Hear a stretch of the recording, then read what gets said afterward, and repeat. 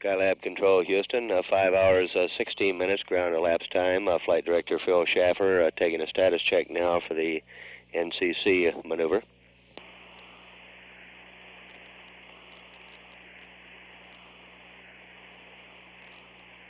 Skylab Houston, we've looked at the bird. You're go for the NCC burn. Roger, Houston.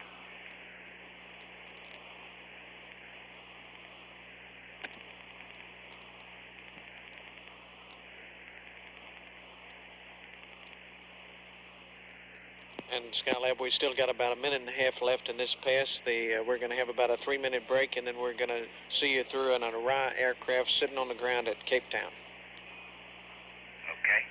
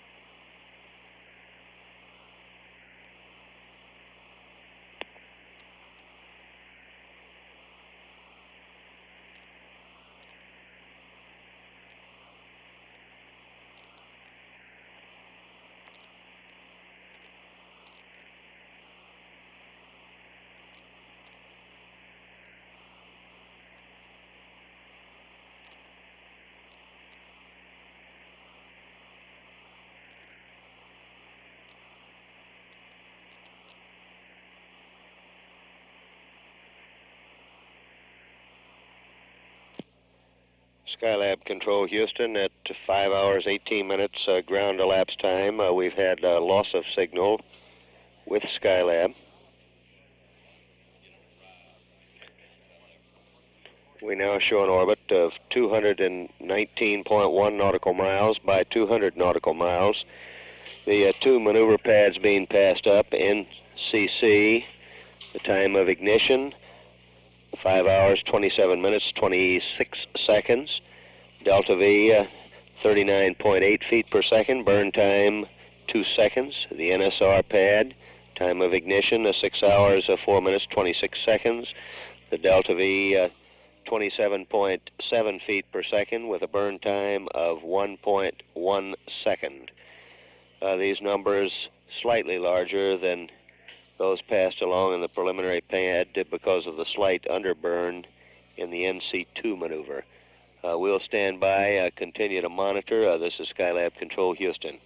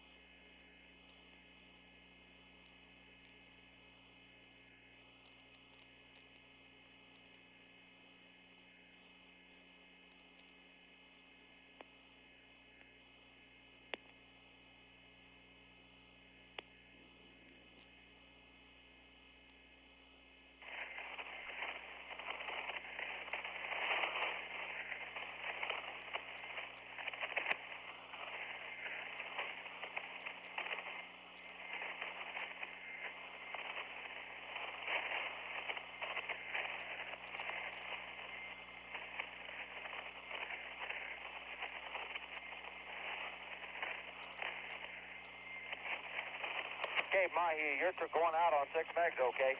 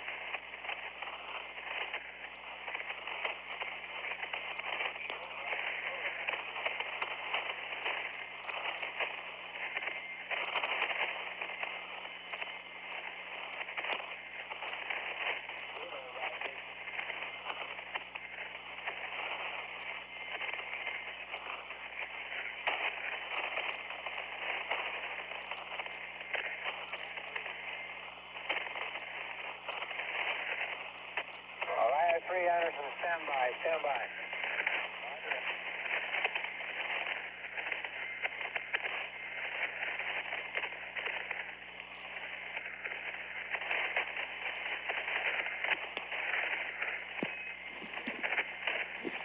Cape Mahi.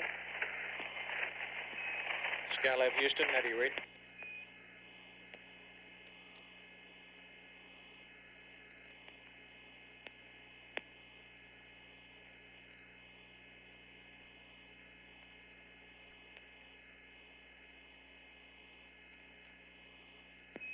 Skylab Houston through Orion, how do you read?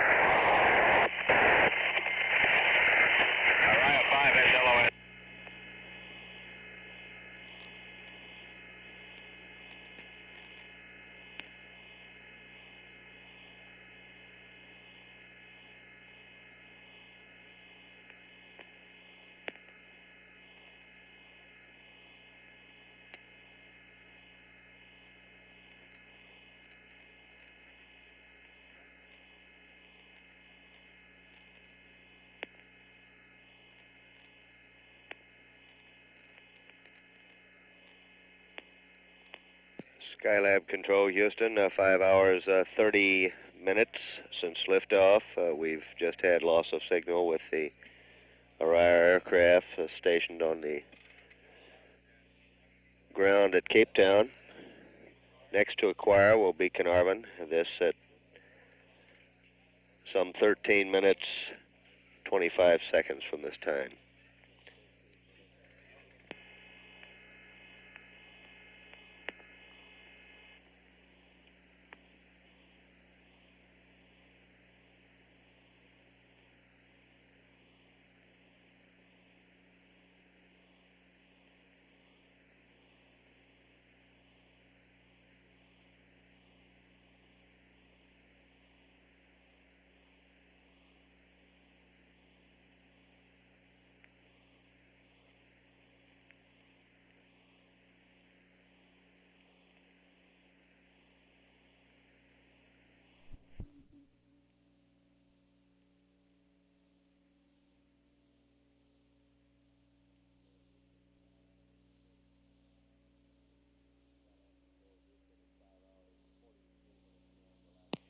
Skylab Control, Houston, at 5 hours, 43 minutes ground elapsed time.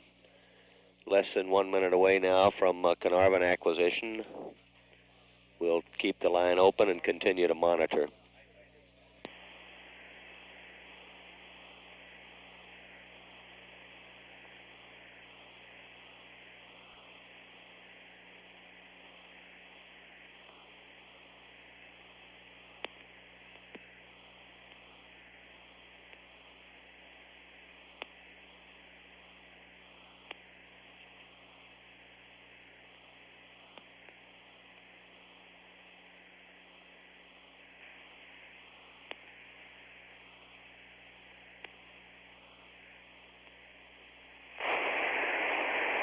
We have AOS Carnarvon.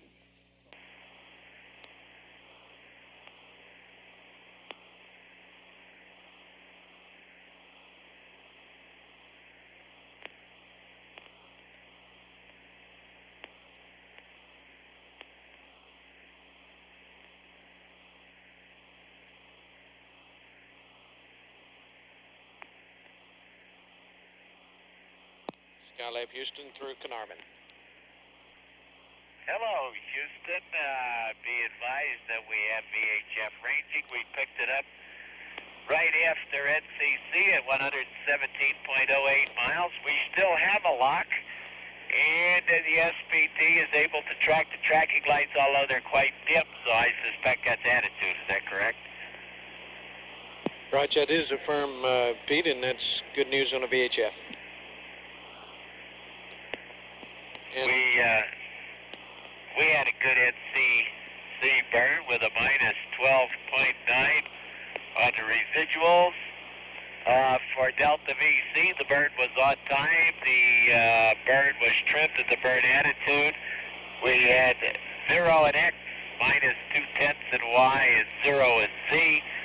And be advised, it does leave a large residual. It was again about 1.6 foot plus that we had to take out. Roger, copy, Pete. Thank you.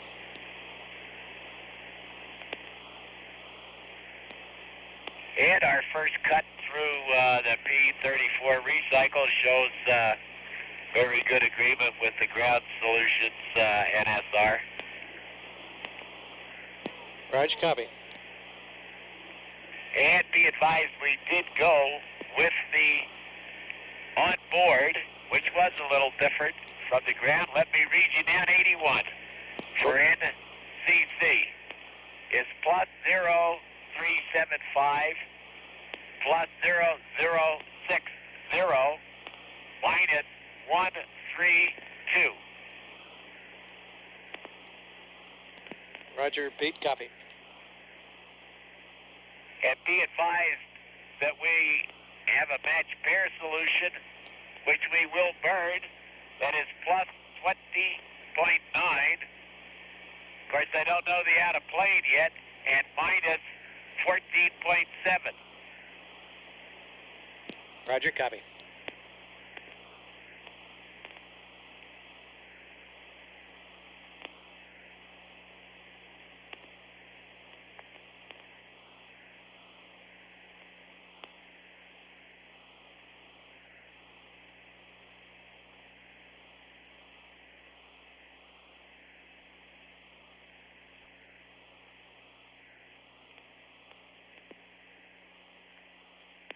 Skylab Control Houston, 5 hours 47 minutes ground elapsed time. Spacecraft Commander Pete Conrad talking with Capcom Dick Truly, reporting a good NCC burn. We presently show an orbit for Skylab of 224.8 nautical miles by 216.8 nautical miles. This is Skylab Control Houston. Skylab Houston, we're ready to swap Quad Charlie to the PSM. Roger, Charlie to the PSM. That's firm. Okay.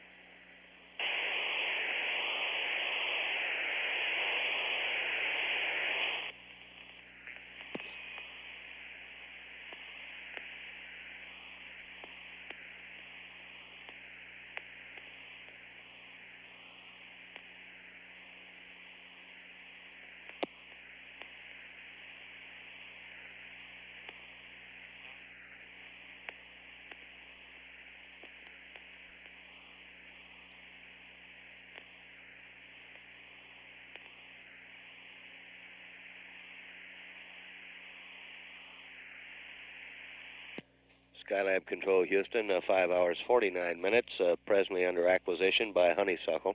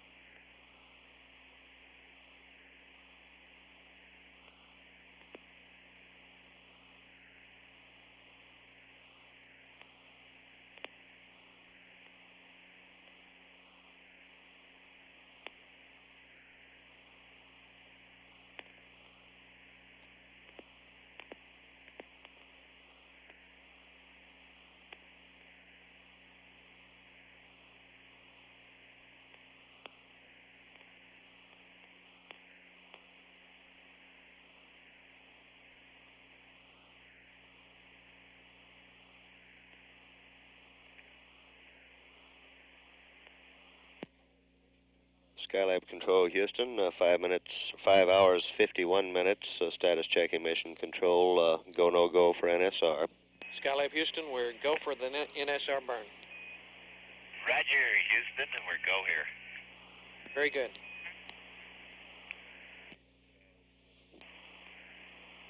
That burn scheduled to occur at 6 hours 4 minutes 26 seconds. Ground elapsed time, we're at 5 hours 52 minutes now.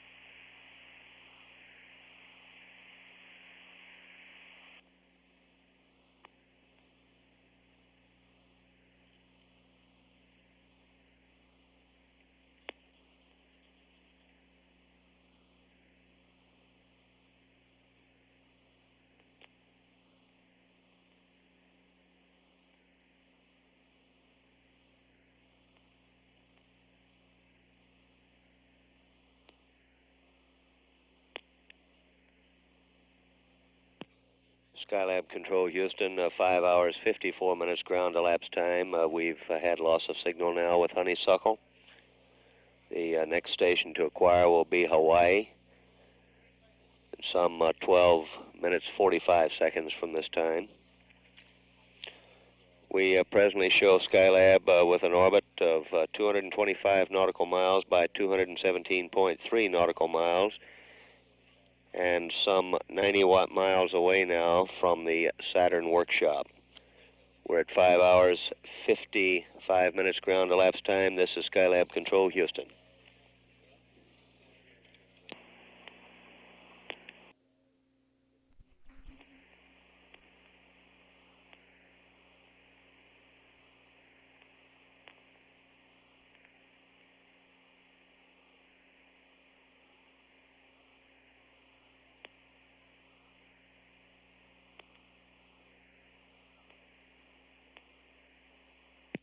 Skylab Control Houston, 6 hours 6 minutes ground elapsed time. Less than 1 minute away now from Hawaii acquisition with Skylab. We'll keep the line open and continue to monitor.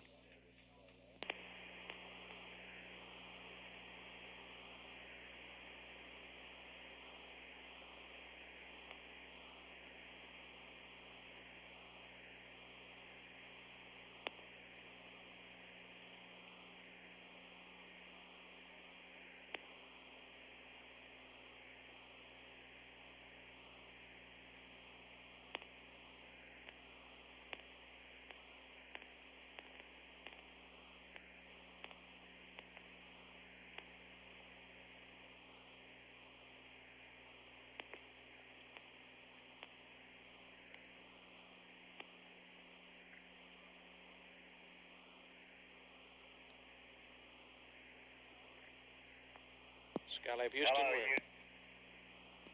Hello there, CDR. We're in Hawaii. How do you rate? Roger, read you loud and clear. The burn was on time. It was plus 0.1, minus 0.1, minus 0.1.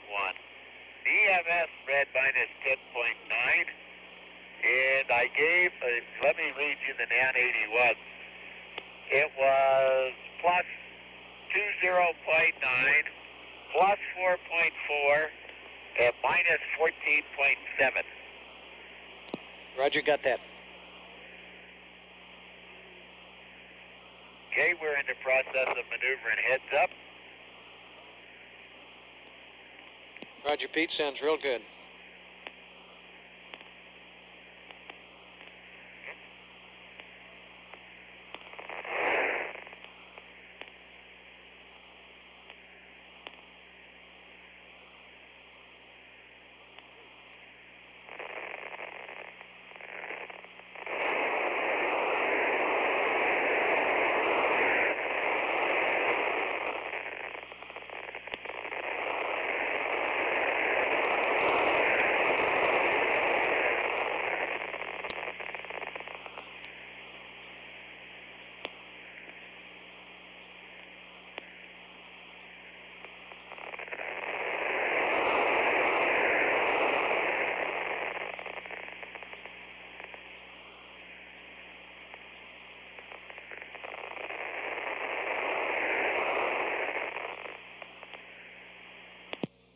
Skylab Control Houston, 6 hours 9 minutes. We now show Skylab with an orbit of 229.3 nautical miles by 224.3 nautical miles.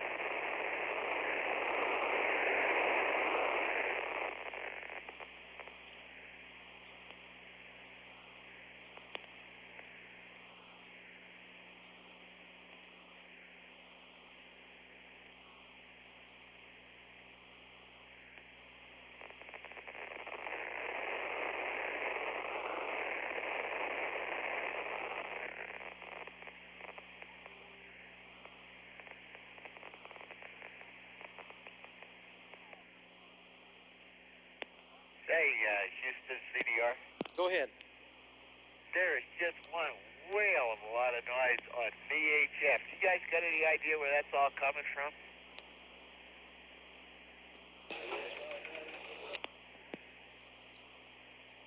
Stand by 1P. I mean, all around the world we've been getting it, not just over Hawaii or something like that.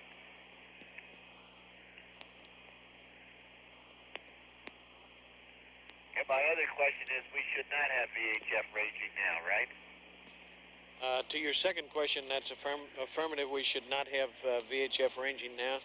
And I guess we don't have a quick answer for the noise on a VHF, although our past experience on interference from control towers and so forth. But no better answer than that, Pete. Okay.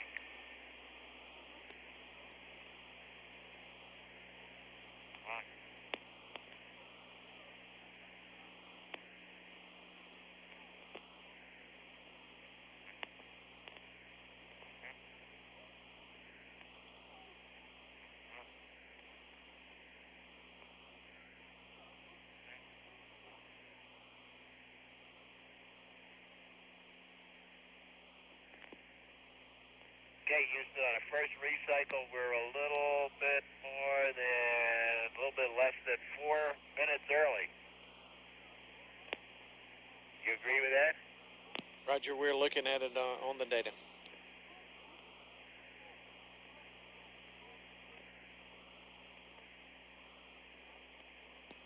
And CDR Houston, we're about 1 minute from LOS at Hawaii. We're going to see you at Goldstone at 6:19.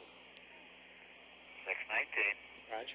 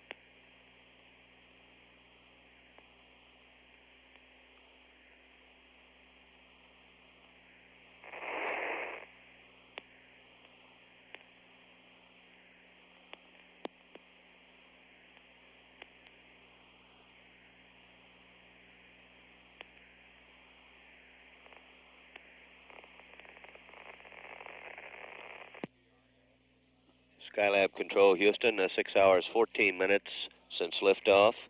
We've had loss of signal with Hawaii. Some 5 minutes 45 seconds away now from acquisition with Goldstone. This is Skylab Control Houston.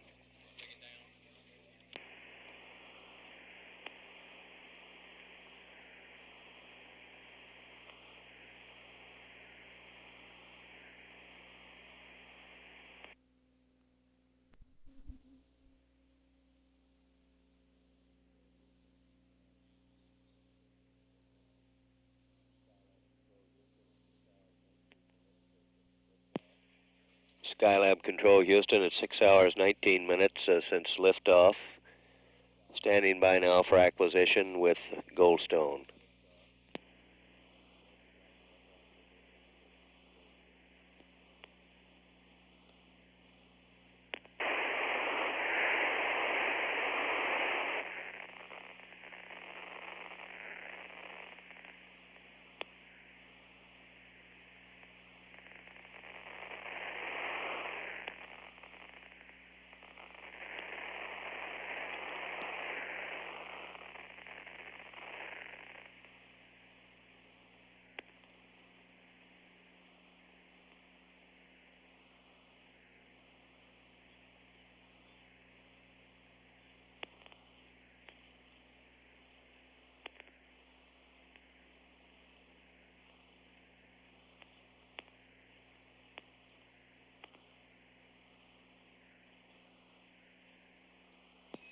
Skylab Houston, we're AOS at Goldstone for 5 minutes. Roger, Houston. And Pete, we're going to have a TPI preliminary pad for you at Bermuda, not at Goldstone. And it's about time to swap Quad Alpha to the PSM.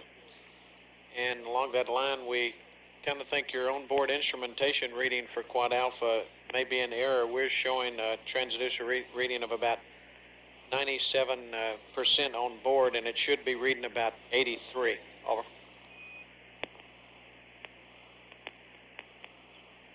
Yeah, it's stuck high. I guess it's reading well over 100%. We can now make out the ATM solar wings in the sextant and the workshop very clearly. Roger. And I have gotten VHF range back. It appears to be about 63 miles. Roger, copy. We're closing. Skylab Control Houston, 6 hours 21 minutes. Pete Conrad reporting his onboard ranging data shows a distance of some 63 nautical miles.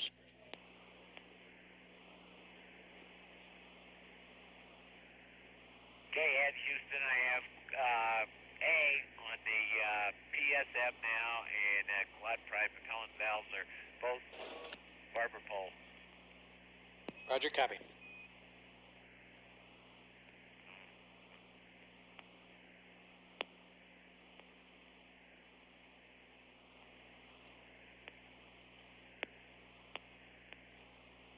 Did you get my what do y'all think about that 4-minute slip? We got a couple of NAV 49s, so maybe we'll improve our vector here, Houston. Roger, at the moment, Pete, we're showing you closer to the nominal than a 4-minute slip, but it can change. We're just going to have to press on and look at some more data. Okay. 6 hours 22 minutes. We now show a Skylab with an orbit of 230 nautical miles by 224.4 nautical miles.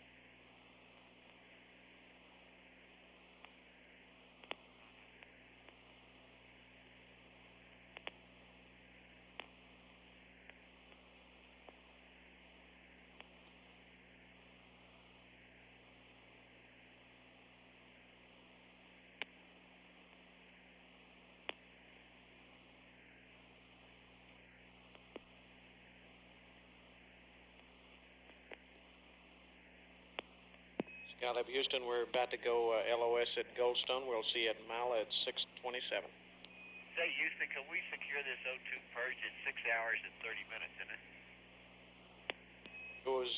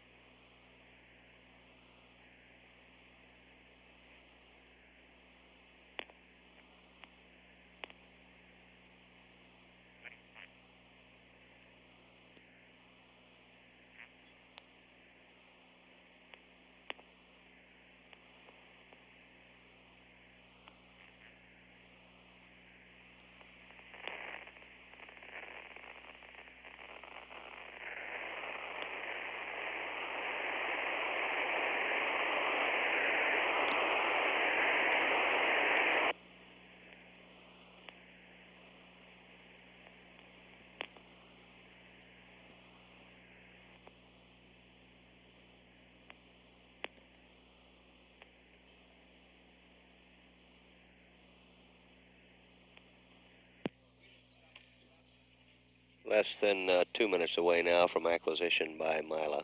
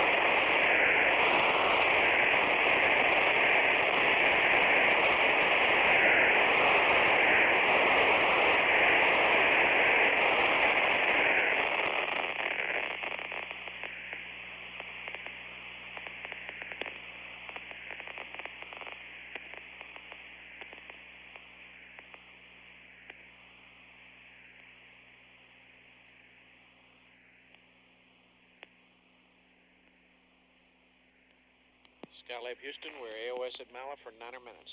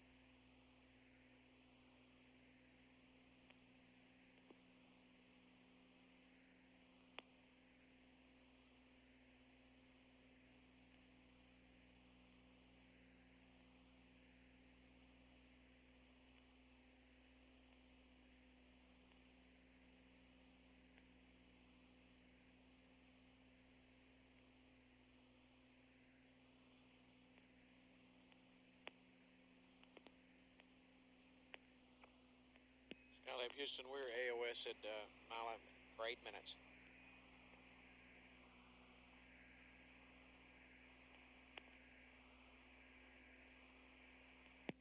Skylab Control, Houston, 6 hours, 31 minutes ground elapsed time. Houston, you read Skylab? Roger, Pete, loud and clear. Go ahead.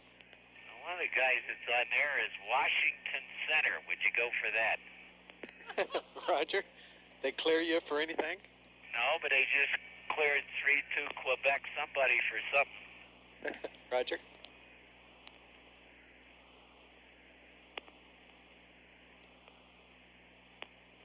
We now show Skylab with an orbit. Besides, we got VHF ranging back. We lost it for a while. We got it back just in the nick of time to keep Mr. Wheats at work on his charts. Good, good. And also, Pete, we're working for an answer on you on the O2 purge and get it back to you as soon as we can.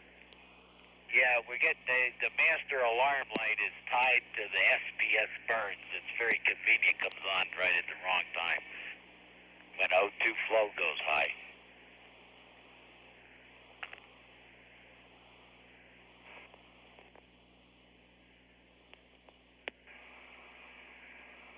Skylab now has an orbit of 230 nautical miles by 224.5 nautical miles. Meanwhile, the Saturn Workshop has an orbit of 240.1 nautical miles by 234 nautical miles.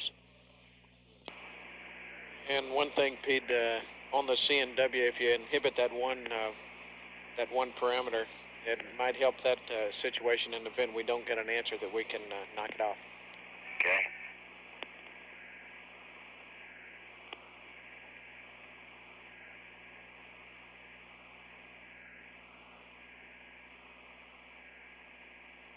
And we do have you in Bermuda, is that right? Or we have you in Newfoundland?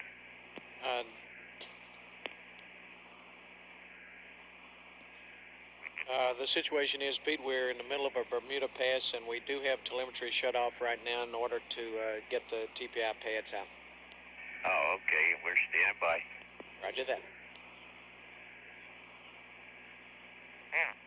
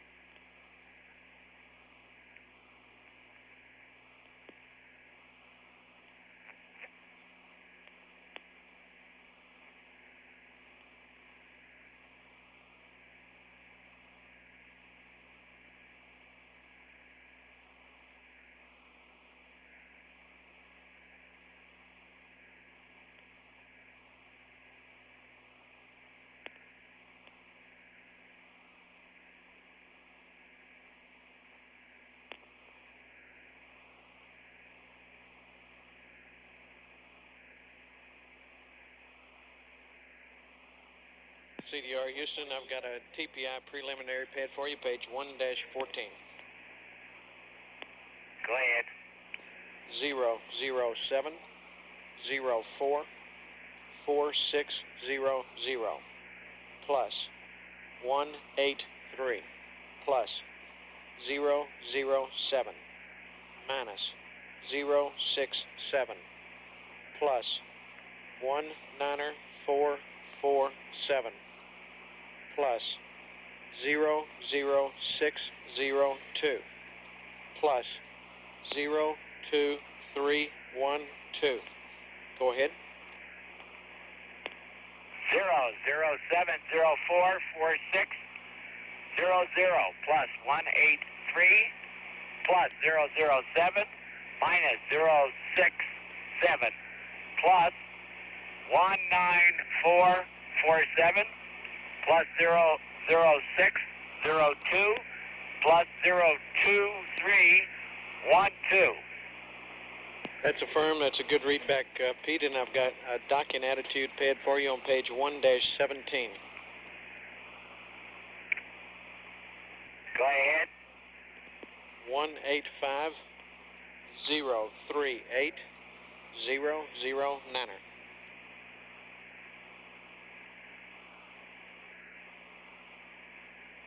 185-038-009er. And CDR Houston, your go to terminate the purge whenever you like. Whoopee! Thank you. Roger. Be advised, our recycle gave us 07022795 as a TPI type. Roger, copy.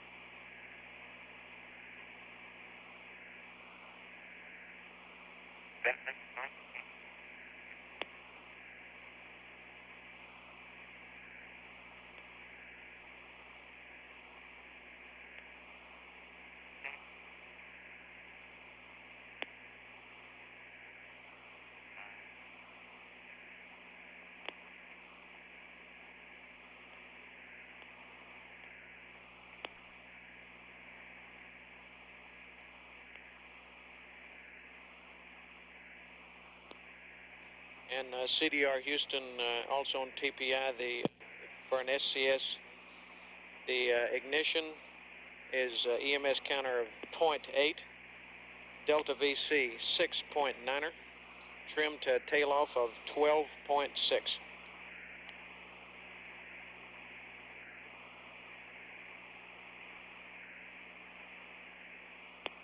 Okay, set the counter 6.9, light at 0.8, and trim to minus 12.6. Is that right? That's affirmed, Pete, and we're going LOS. See you at Ascension at 6:45. Yeah, you got a CSM weight trim for me? Negative. Okay.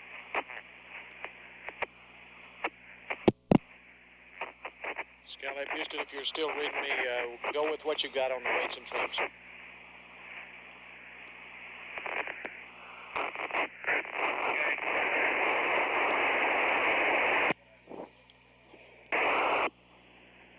Skylab Control Houston at 6 hours 40 minutes ground elapsed time. We've had loss of signal with Bermuda. Next station to acquire will be Ascension. The TPI maneuver pad passed up to the crew of Skylab, calls for a time of ignition of 7 hours 4 minutes 46 seconds, a delta V of 19.5 feet per second, burn duration 1 second.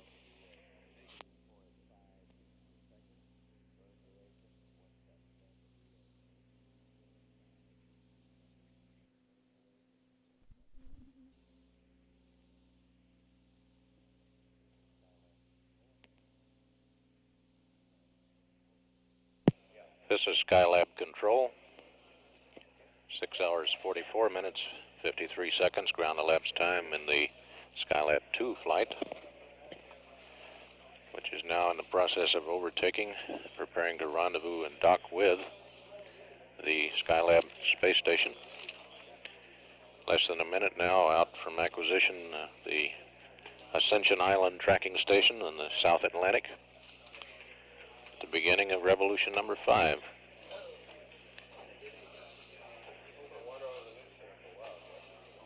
Revolution number 161 for the Skylab space station.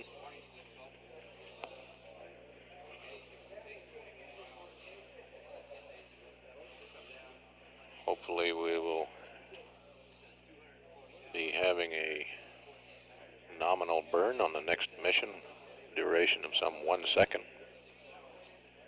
19 plus feet per second change in velocity to further drive the command service module nearer to Skylab space station.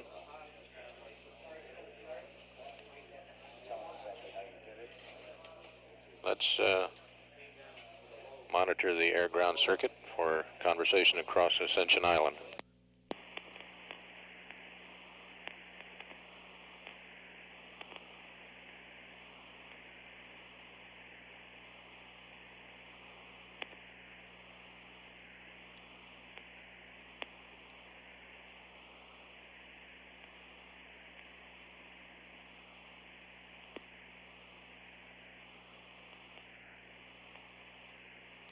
Skylab Houston through Ascension, how do you read?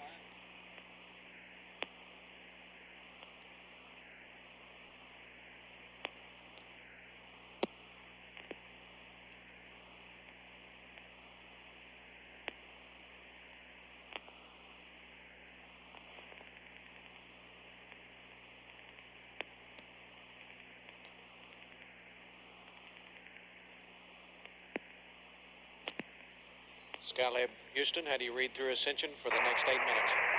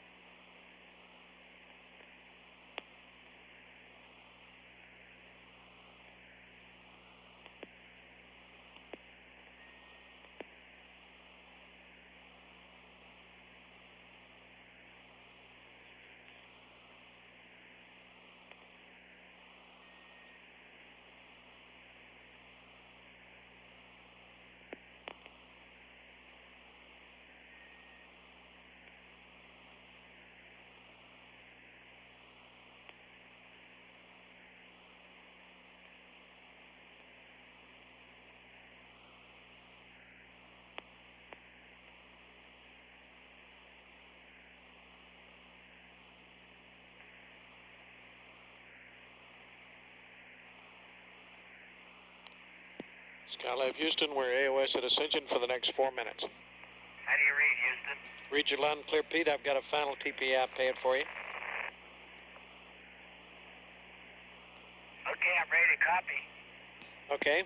007 03 5000 plus 184 plus 013 minus 072 plus 19648 plus 01205 plus 01910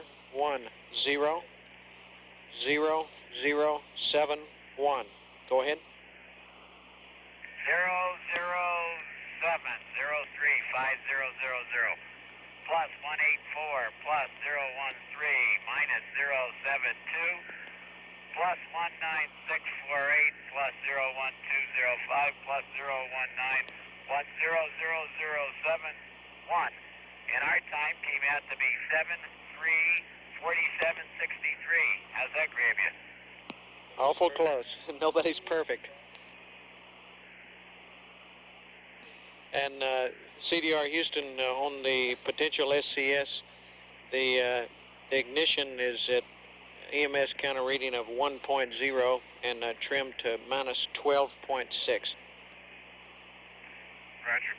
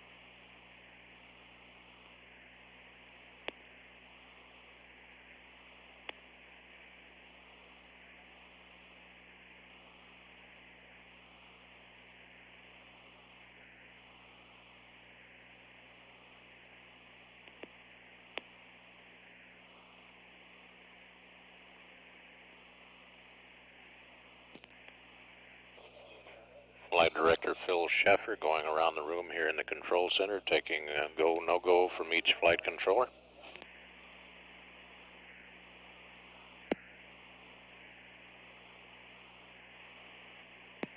Skylab Houston, we're looking at the spacecraft. Looks real good. You're go for the TPI burn.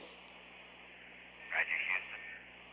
And we got about 1 minute and 30 seconds speed until LOS. We're going to see you at Carnarvon at 7:18. Okay.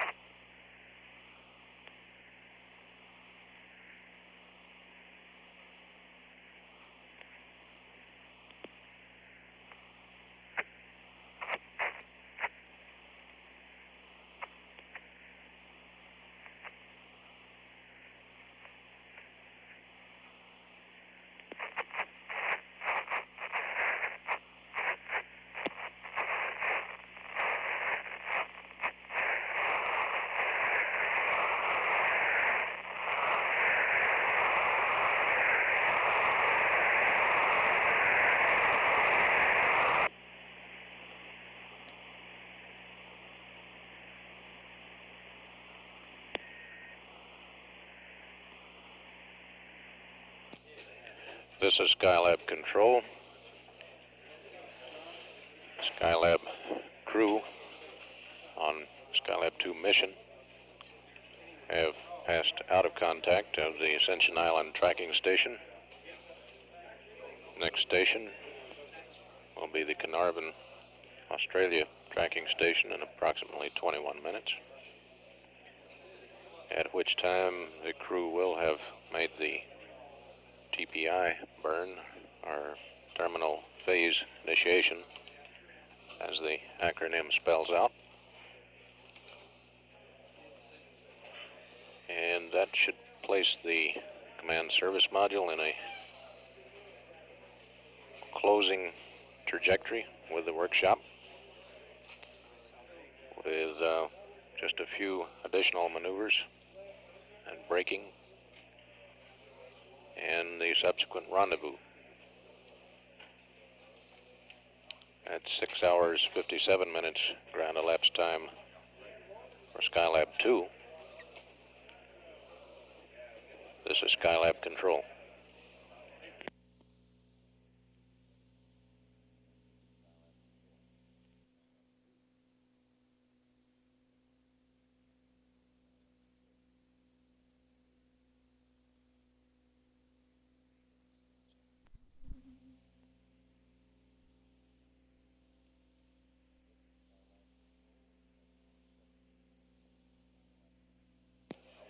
This is Skylab Control at 7 hours 17 minutes ground elapsed time in the mission of Skylab 2.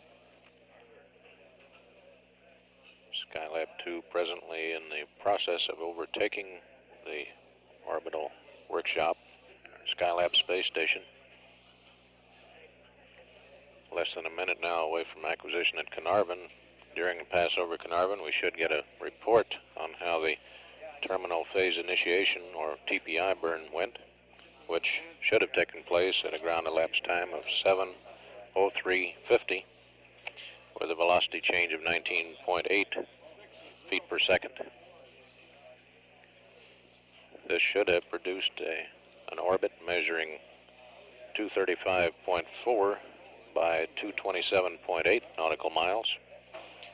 The next maneuver will be the terminal phase finalization, or TPF maneuver, which now is scheduled for a ground elapsed time of 7:37:28 with a velocity change of 27.2 feet per second. Resulting orbit will be 234.0 by 239.4.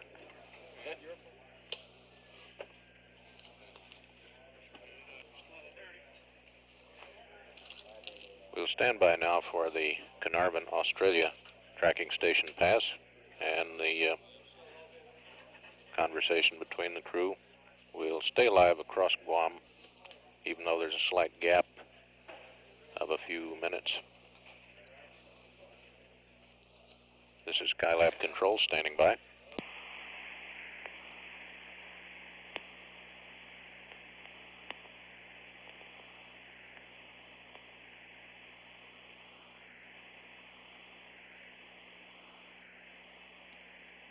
Skylab Houston, we're AOS at Carnarvon for the next 9 minutes. Roger, Houston, we had a good TPI burn on time with it following down 81. Wait, one. Okay. Page open. We burned plus 18.1 plus 006 and minus 078. The burn was on time. The delta VC was minus 12. The residuals at the burn attitude were all balls, minus 0.2. All balls. Since that time, we have had TPM 1. The final comp for TPM 1 was plus 005, minus all balls, plus 003. Roger, CDR, copied all that.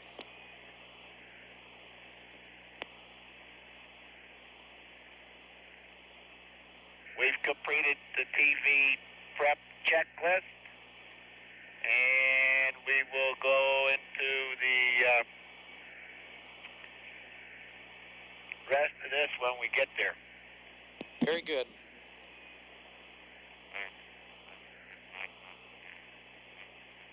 And Pete, we still have about 8 minutes left in this pass, and we're standing by. 8 minutes, huh? You get to watch our next burn. Roger, we're watching.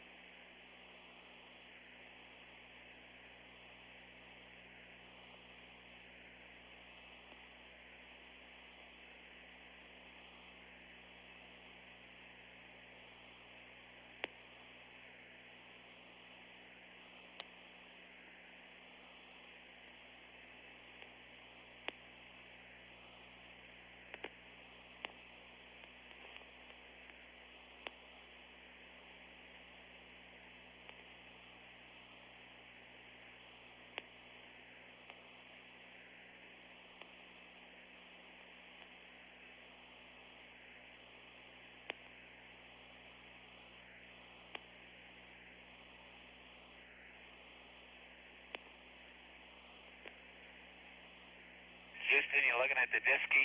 Affirm, Pete, we are. We got it. Okay.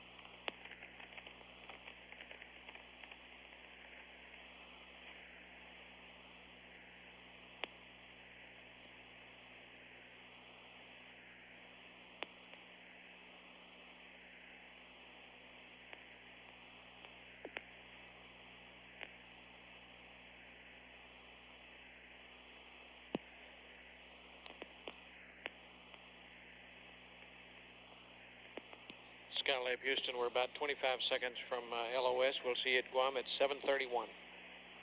Okay.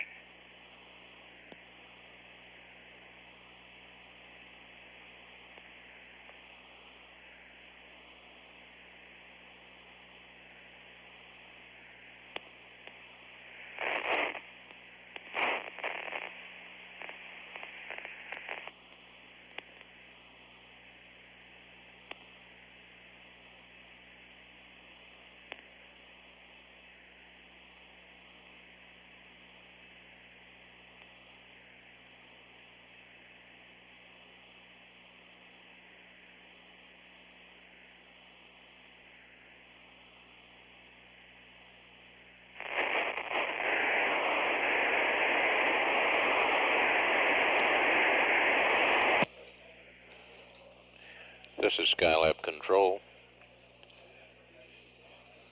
Skylab 2 spacecraft command service module has gone over the hill from the Carnarvon, Australia tracking station.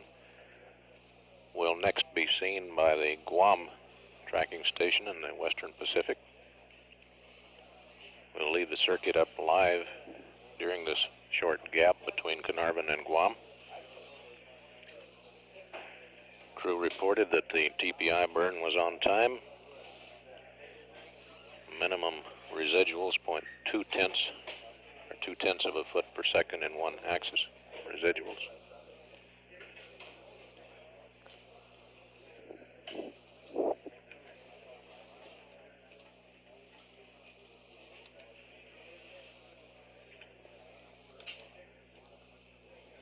And if I'm reading this display right, our trailing distance at this point ought to be around 35.6 miles. Current orbital period, Skylab 2, 1 minute, 33 seconds. 1 hour, 1 hour, 33 minutes, 12.6 seconds.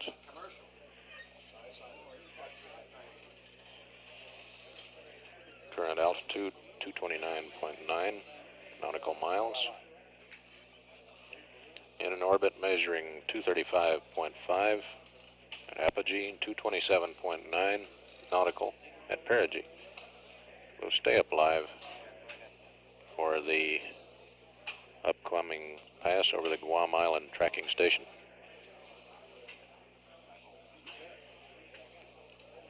This is Skylab Control standing by.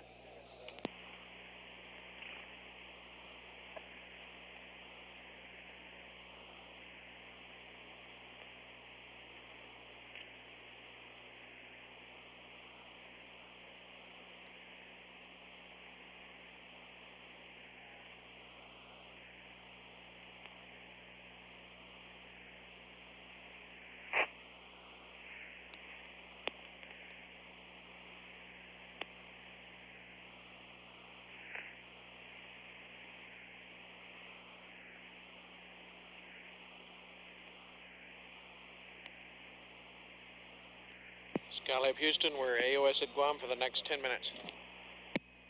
Tally, the Skylab. We got her in daylight at 1.5 miles, 29 feet per second. Roger, Pete, copy.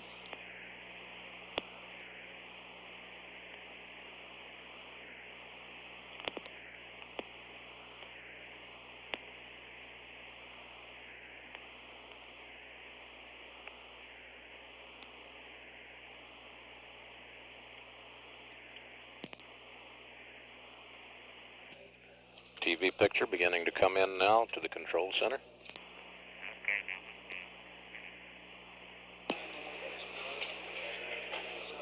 Okay.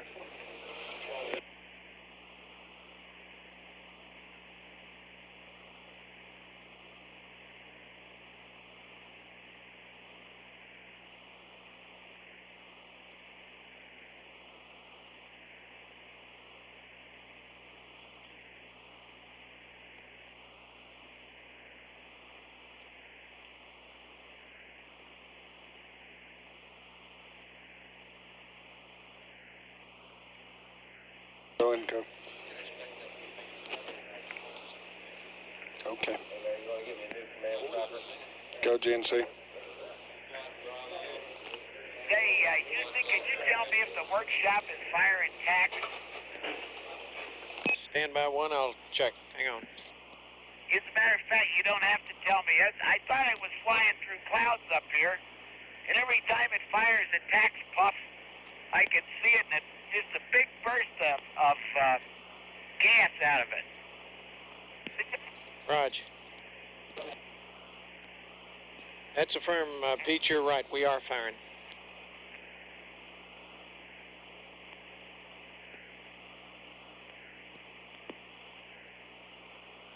And Skylab Houston, we want quads Bravo and Delta to the PSM when you can.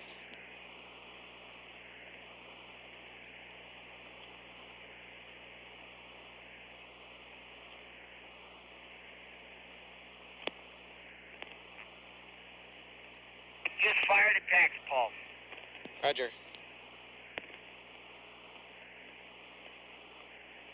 Just fired another one. Man, does this shoot a big cloud out when it does that? Okay.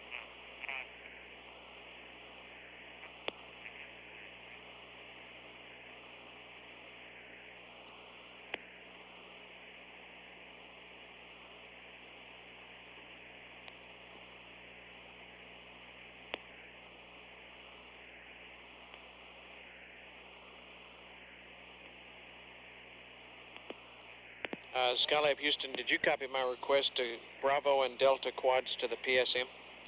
Everything's on PSM, Houston. Roger, thank you much. Hey, Houston, how do you read now? I read you loud and clear, Pete. How many? Okay, I'm on Fox. You'll hear it all. Okay, good.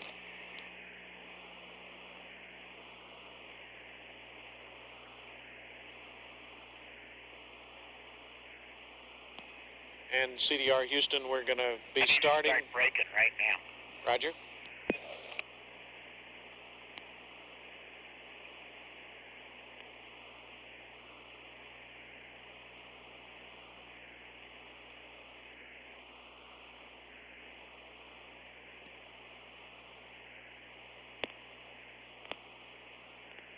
Okay, Houston, I can already see the partially deployed solar panel.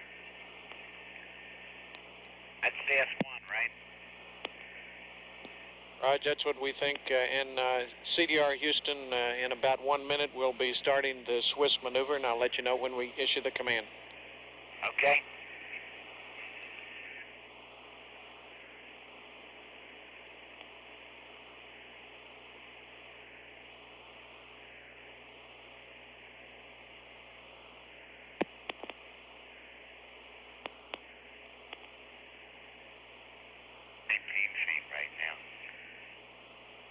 Econ flight, you looking? Down to 10 feet a second.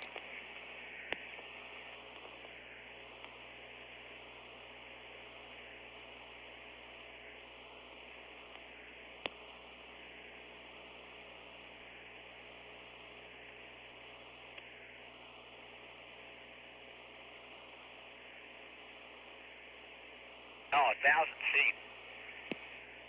Roger. You guys get TV, Houston? Roger, Paul. We do have TV, and it's kind of hard to see right now, but it's getting better as you get closer. And Skylab Houston, we've issued the maneuver to the Swiss. You ought to see it move a little bit. Okay, I saw the tax fire. What it is, Dick, it's a very high contrast target. It's hard to get that sucker right on TV so you can see anything. Roger, understand, Paul.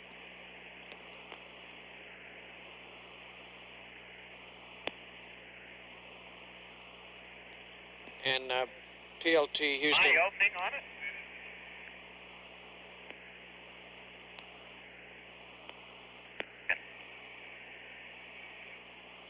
On the pot. And PLT Houston, if you have a chance to answer, we'd like to know what the light setting is on the television. Maybe it'll help us tune ours up. Well, I'm switching back and forth between peak and average to try to get it, Dick. Roger, Paul. Copy. I'm getting the best picture on peak, which is what you got right now. And look, it is just not convenient for me to get my head around to read the numbers to you. No, that's okay.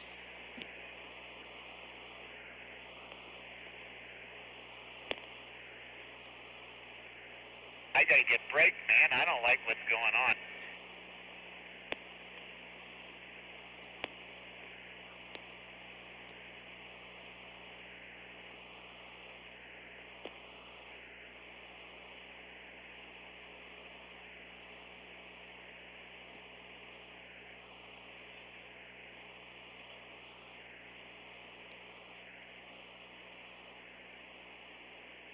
And PLT Houston, just leave it at peak lighting, and it's looking better and better to us. Yeah.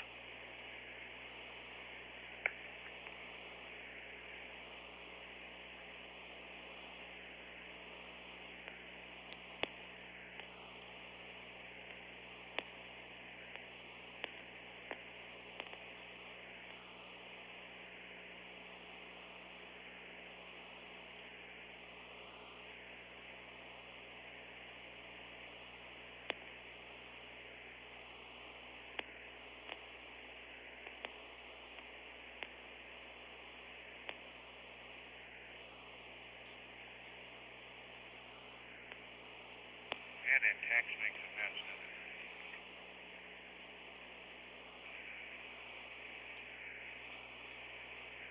Okay, Houston, the meteorite shield area is solid gold. Roger, copy. Looks rather smooth. Sass wing number 1, you can see it. It's looks like it's a good 15 degrees deployed. Can't see it. I'm trying to handhold the damn thing. No?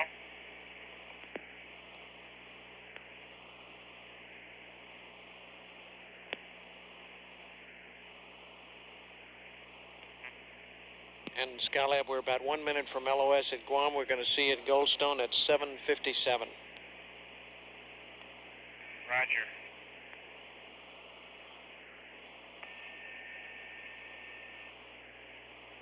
Give me a smack, Data. There it is, Dick. There's the wing. Roger, we're looking at it, Paul. I don't have anything wrapped around it. See the outboard, see right now that the outboard solar panel is deployed partly.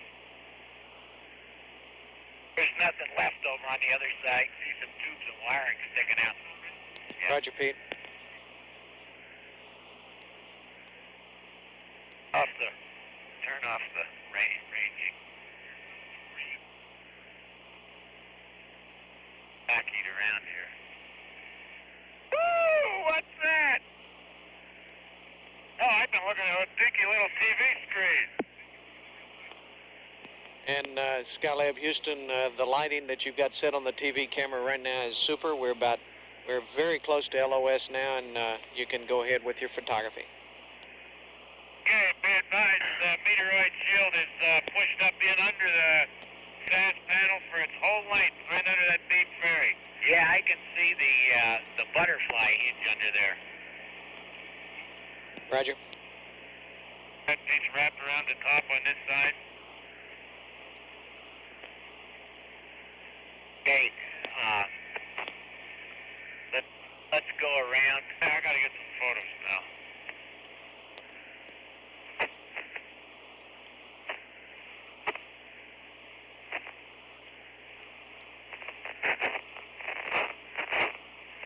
How good are you?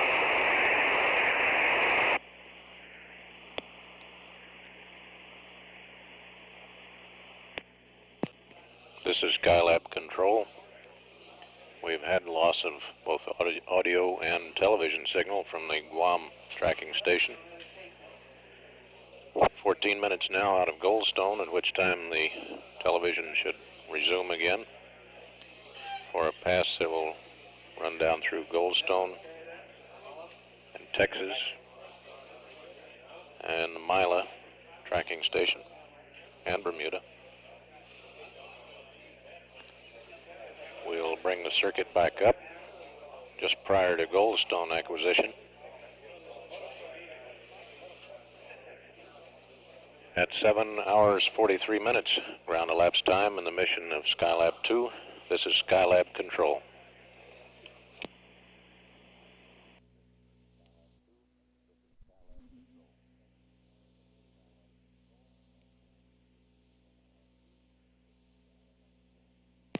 This is Skylab Control. 7 hours 53 minutes ground elapsed time. That's Skylab 2 ground elapsed time.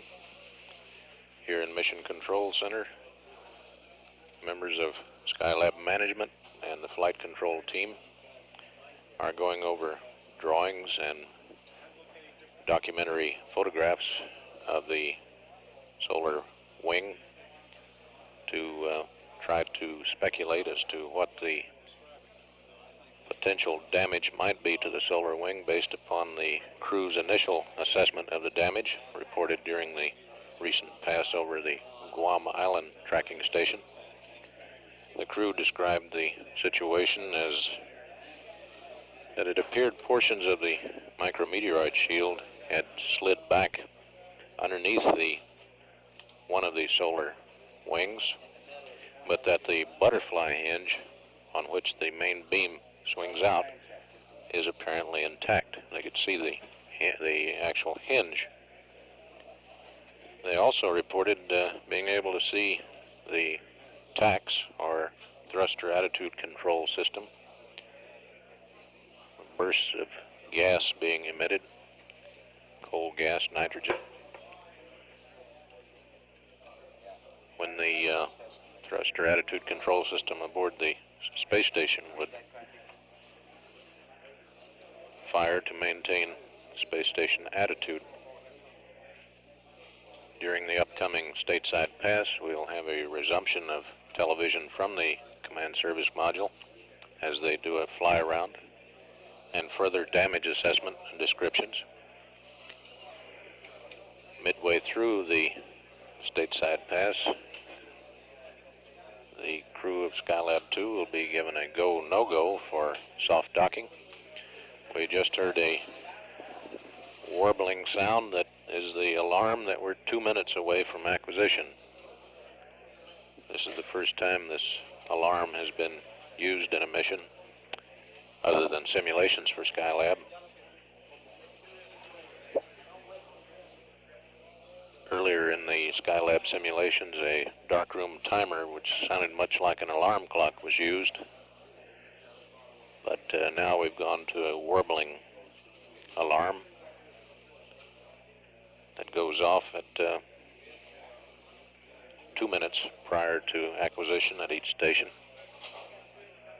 primarily to alert the flight controllers that they should settle down and be thinking about the upcoming station pass.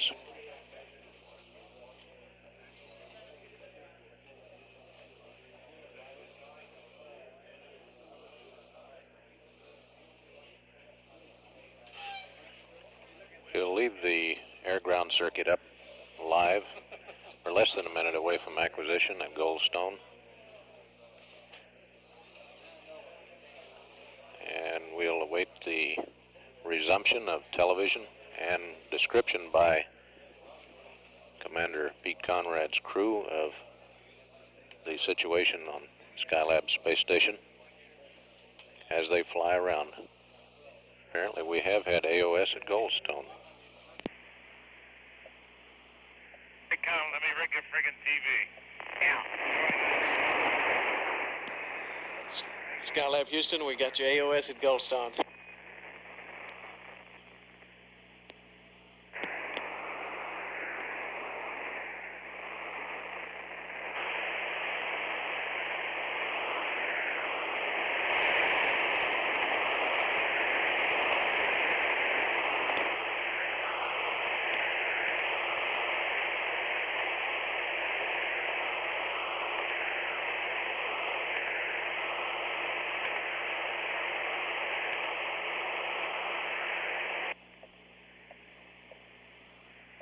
Hey, Joe.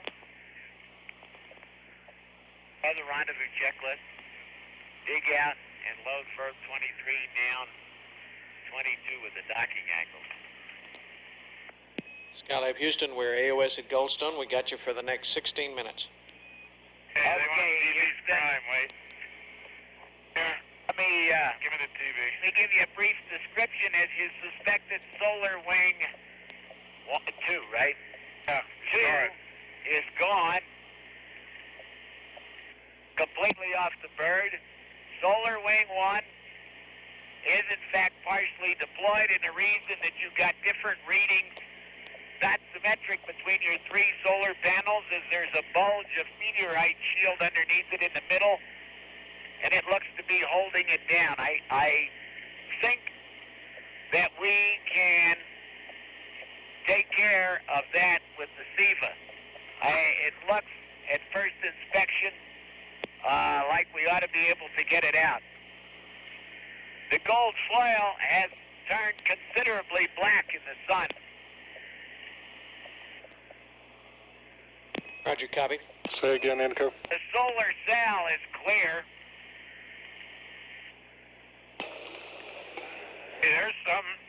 Hey, Houston, Go ahead. on the vent modules, all the covers are still intact. Roger. The covers did not leave the vent modules on wing number 1. Copy.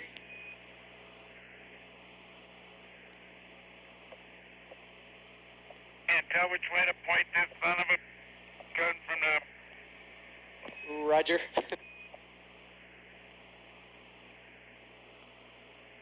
Okay, Houston, are we too close or too far for you? I think you're real good, Pete. We can see that whole wing. Okay, be advised we have all 4 service module quad lights on from overheat. They're reading 200 degrees. Roger.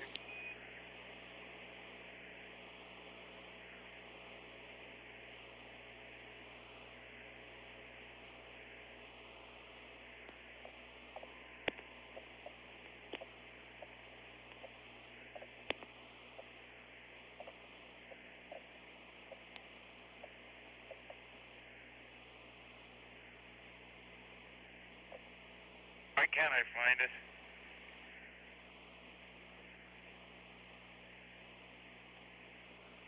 One thing is TV set's too big for in here.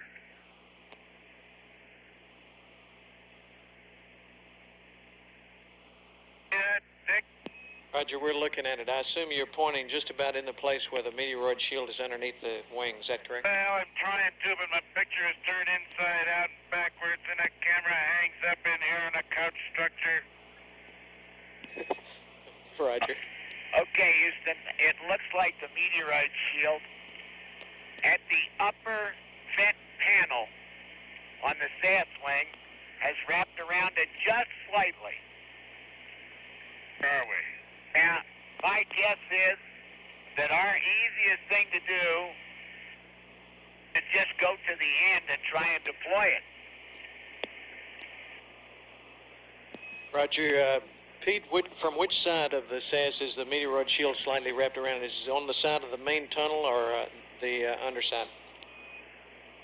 The other side, Dick. Roger. Did you see a good TV picture or not? No, I haven't been able to give him one. Because I can't point it. The damn spacecraft keeps drifting.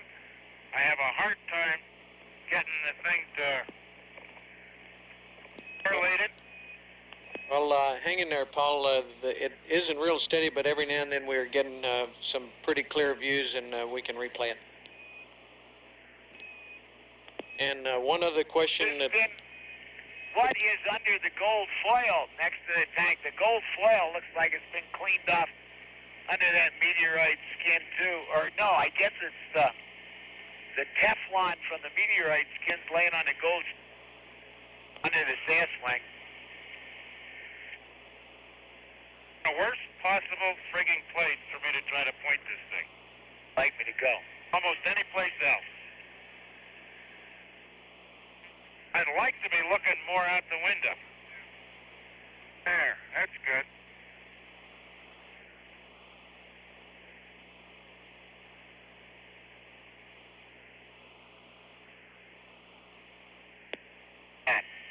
Better.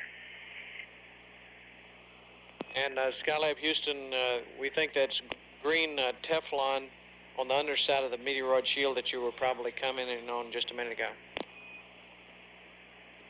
Yeah, that's what it is. Now, right by the scientific airlock, the gold foil has curled up on at the plus X end of it. But I don't think that'll hinder any kind of a deployment attempt. Roger. And Skylab Houston requests you go to peak light on the TV so we can see a little bit better down in the crevice. That's where I've been, babe. Okay, fine. All right, I'm getting awful close to a discount antenna. It's about 5 feet sitting outside the window there. And Pete, one question that I would like to ask you, and that is, you said you could see the butterfly hinge a while ago. Could you tell us the condition of it? Well, the butterfly hinge is underneath the SAS wing all the way on the far side of it, and it's up. Roger. I mean, I didn't even notice it, Pete.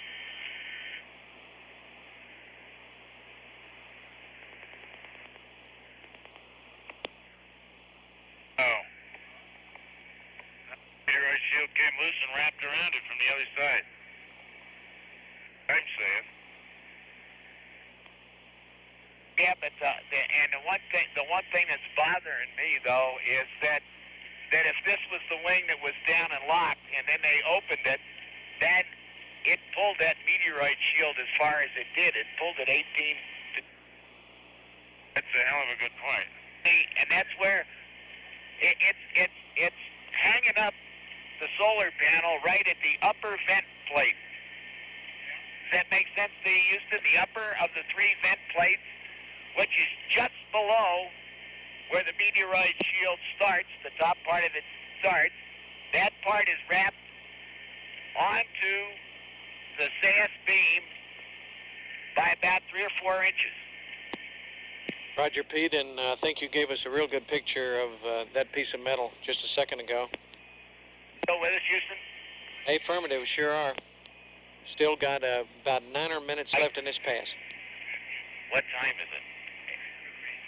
Tell me when daylight is. Night, 8:24.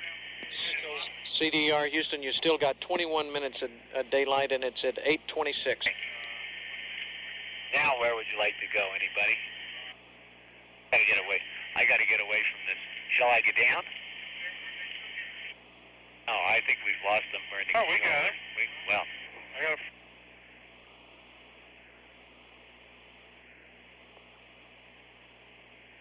all right, let's get down. I got to get out of the way of the disc cone. We're going to get down and drop below it. Hey, this TV don't work very good, or is high contrast.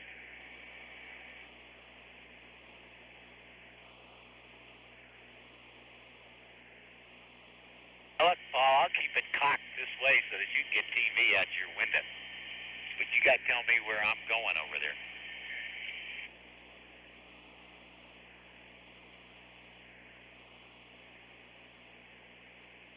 Well, I want to.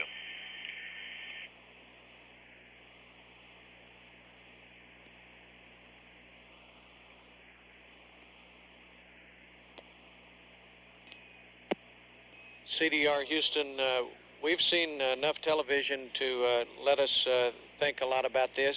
You're cleared to turn off the TV and complete any photography you haven't gotten, and you're cleared for soft dock.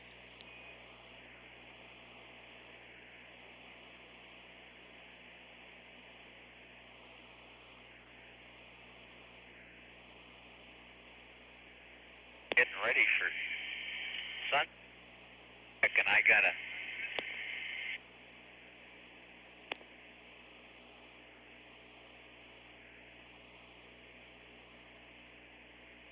Hey, Dick, are you there? Hey, firm, Paul, go ahead. I can't understand you, but there's that little piece. It looks like a row of bolts that's wrapped up over the edge of the beam fairing. Roger, we see that, Paul, and if you did not copy my last, we think we have seen enough TV here. You're cleared to turn off the TV, complete your photography if necessary, and you're cleared for soft dock.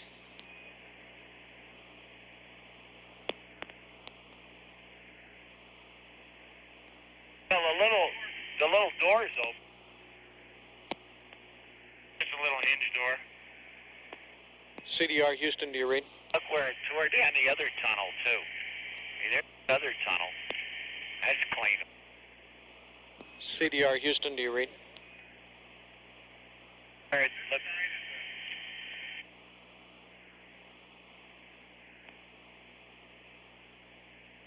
We haven't seen it yet. Still almost too close, Pete. You can look how it's scratched. I'll back away.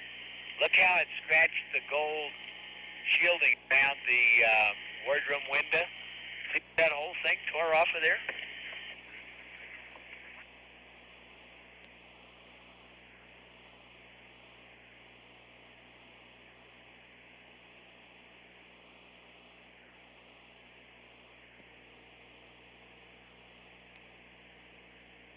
Right, the key part's right where all those wires are. See them hanging out that upper vent. If we don't get it off there, we ain't going to get it up, right? A row of bolts. That's a hinge line. You think that's what's left of a hinge? Left of a row of bolts. All right, is that far enough out to get a good view? Well, look at the banjo hinge. I got to get down lower. The banjo hinge on this side of the main tunnel is just clean wiped off. See it? The butterfly? Butterfly. Huh? TV camera is the worst. Skylab Houston, do you read? Look, it's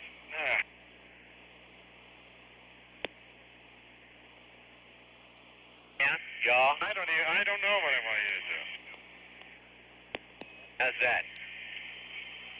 There's Don Lynn's experiment hanging on the side.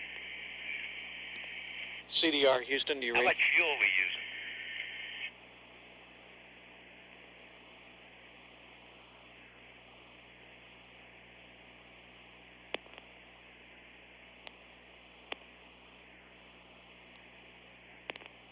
Now, is that good TV for you or not? Skylab Houston, if you read, we are seeing the TV, and how do you copy?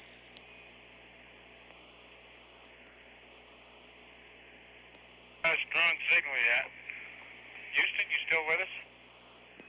Skylab Houston, affirmative, how do you read?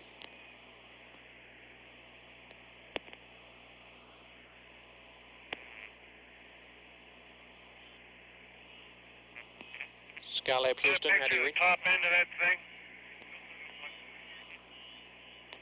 Well, look, I'm scared to get underneath too far. There's ATM panels down there, see? I'm going to start heading for the front end of the vehicle. Skylab Houston, how do you read?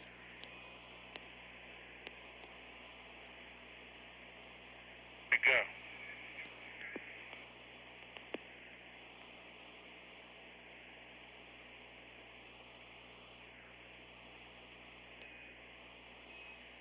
Skylab Houston.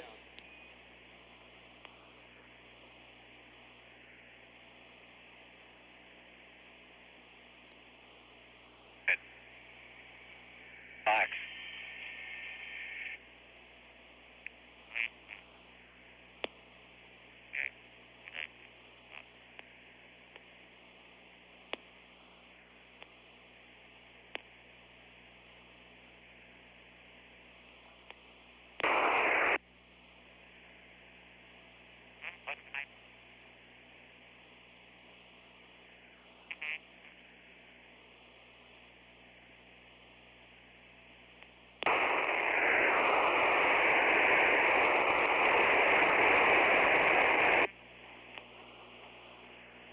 Skylab Houston, how do you read?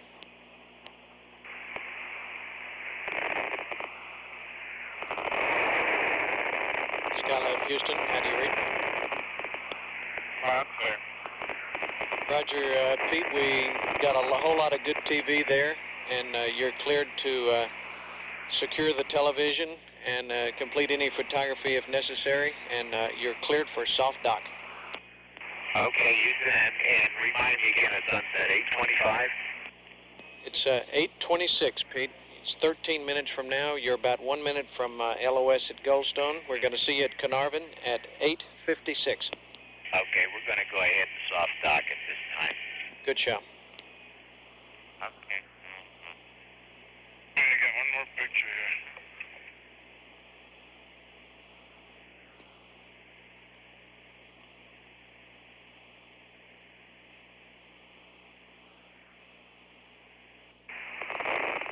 Yes, I just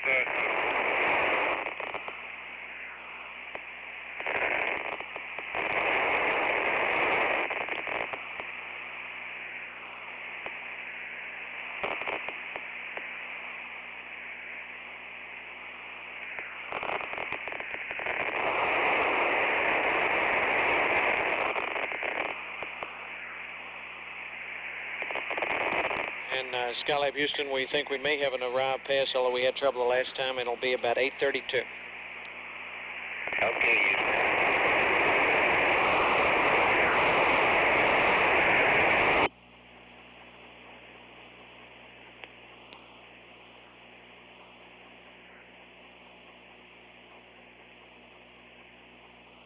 Adam plans.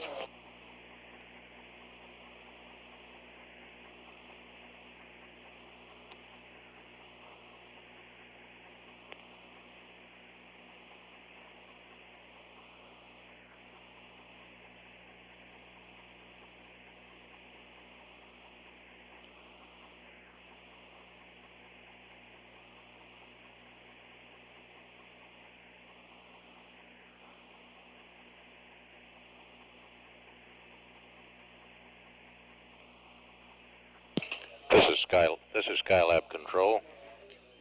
8 hours 14 minutes ground elapsed time in the Skylab 2 mission.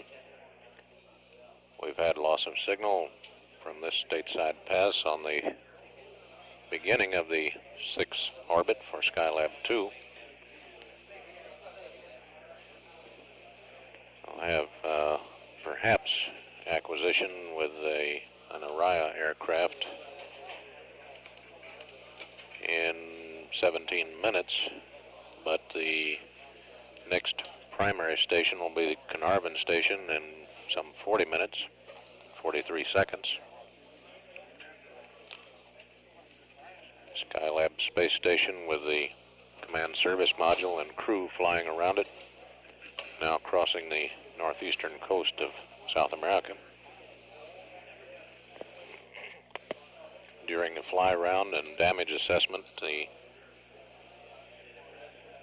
crew described the conditions aboard the space station, that the meteoroid shield appeared to be jamming the solar panels, and that the gold foil, which is laminated to the skin of the space station underneath the micrometeoroid shield, appears to have been scorched black by the radiation thus far encountered in the past 10 days or so the space station has been in orbit.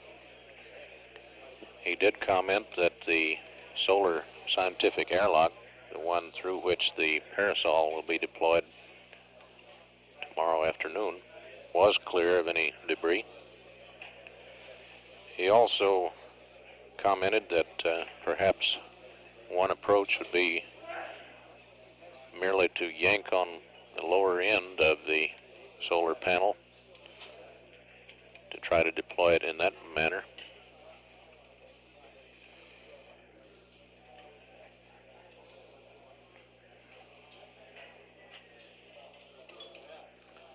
They also mentioned that a row of bolts apparently from portions of the micrometeoroid shield appeared to be wrapped around one of the solar panels.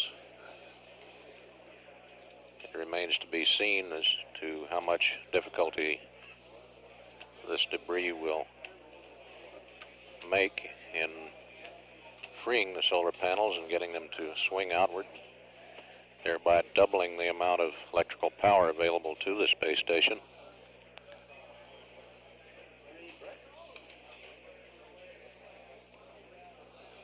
Now 38 minutes out of Carnarvon tracking station. at 8 plus 17 ground elapsed time. This is Skylab control.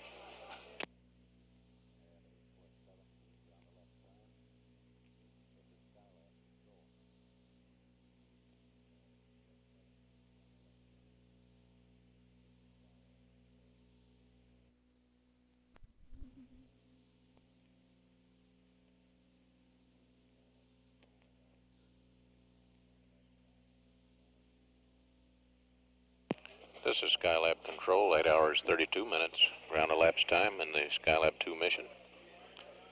We may have a brief exchange with the crew through an Araya aircraft here. Find out how they're doing on the soft dock operation.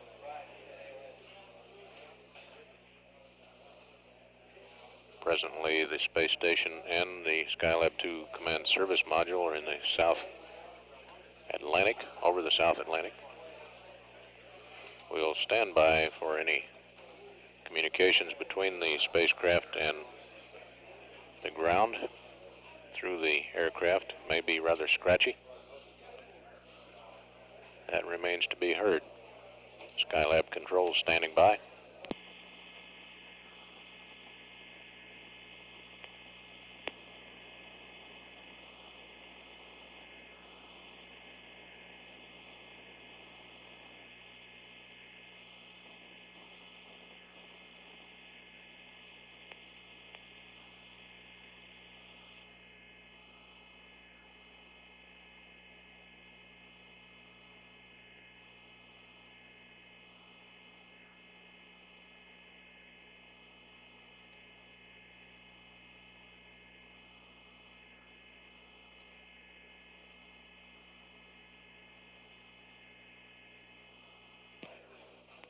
We have contact through the Araya aircraft. However, it's not ready for voice transmission yet. Continuing to stand by. This is Skylab control.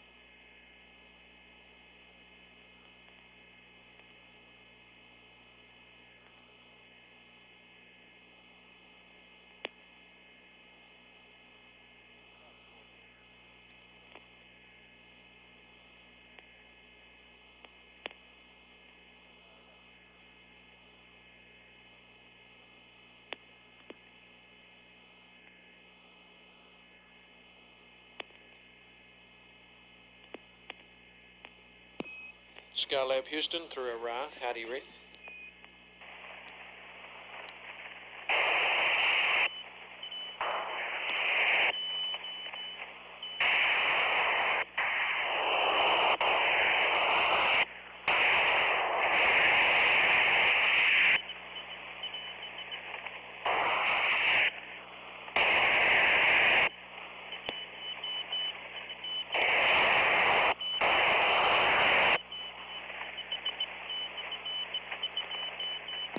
Skylab Houston, how do you read through Araya?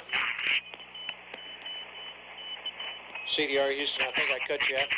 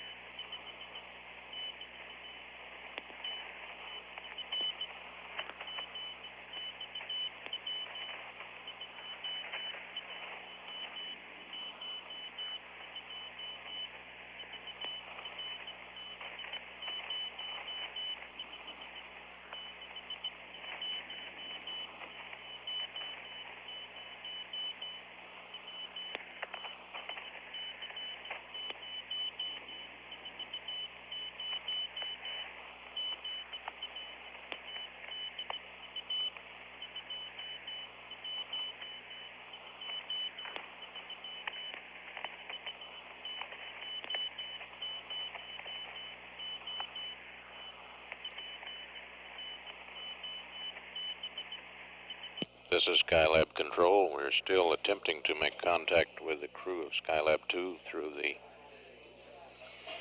range instrumented aircraft flying over the South Atlantic. A converted C-135 jet aircraft loaded down with communications gear.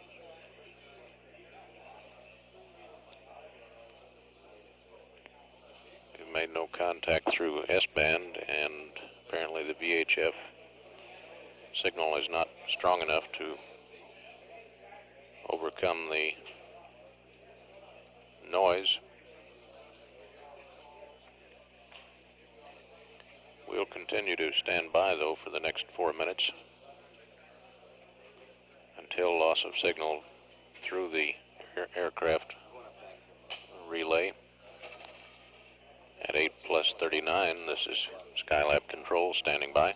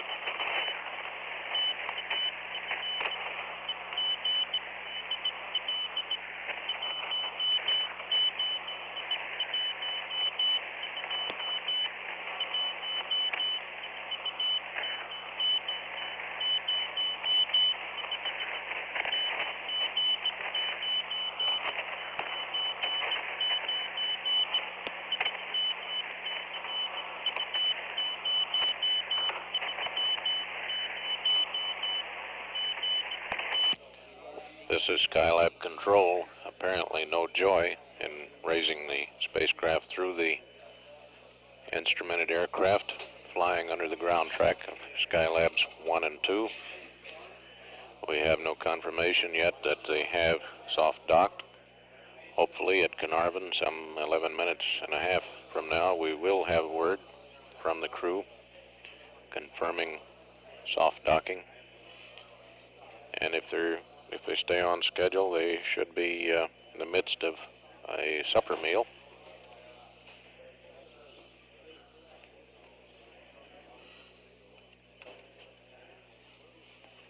At 8 hours, 44 minutes, ground elapsed time, the Skylab 2 mission. This is Skylab Control.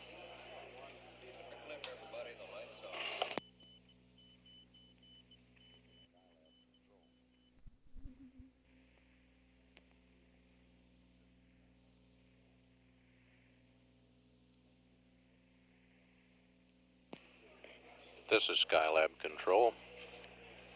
At 8 plus 56, ground elapsed time, and the mission of Skylab 2. We should have acquisition at this time with the Carnarvon, Australia tracking station.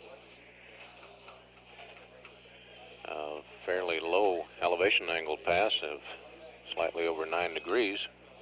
We'll stand by for the call. Doc, we are sitting here eating dinner at the moment, and everything's just fine on the timeline. Real fine, Pete.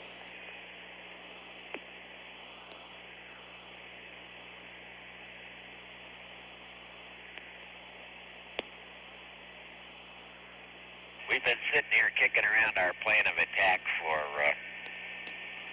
that point, and I think what we're going to try and do is just see how tight the metal is curled up along the upper edge of it there.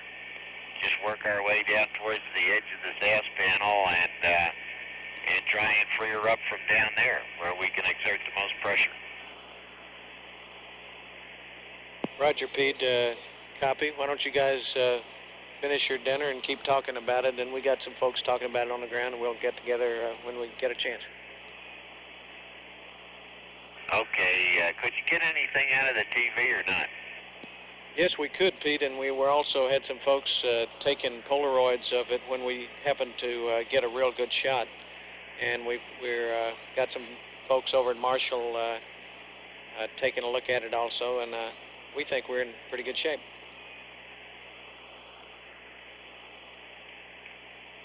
Okay, that's good, Dick. I'm sorry about it. It was the only way I could mount the monitor. It was upside down and backwards from the way I was pointing the thing. Plus, that camera is almost too big to maneuver around in this windows number 2 and 4. With a lens right up against the window, then the connectors actually protrude down into the couch envelope, and it was hanging up on the head beam and the headrest and all that jazz. Roger. Well, we think we got enough, and anyway, it was fun listening to you trying to handle it. Okay, you'll handle all my letters, huh?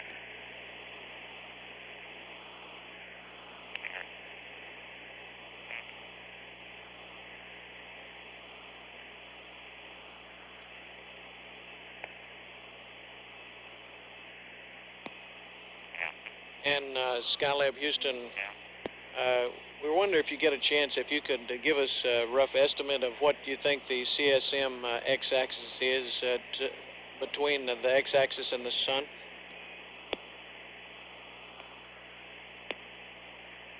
Well, I can do you a little bit better than that, guy. Can I tell you what my docking attitude is? How does that do? Okay, go ahead. Okay, we're rolled about 200 degrees, and we're pitched about 32 degrees, and we're yawed about 5 degrees. Roger, copy, thank you.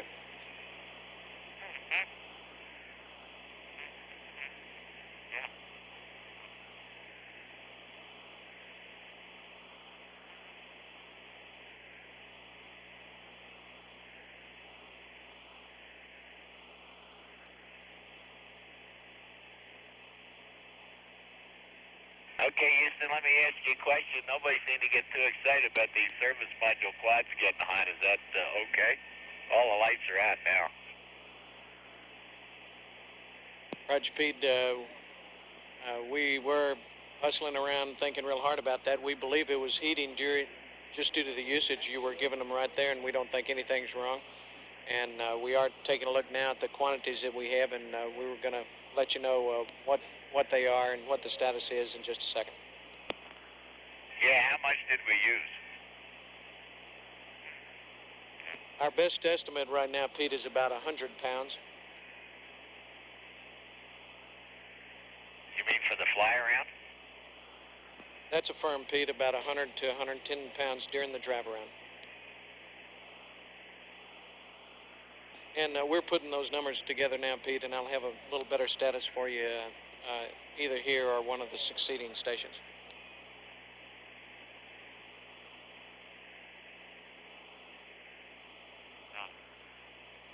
Okay, thank you, Houston. Roger.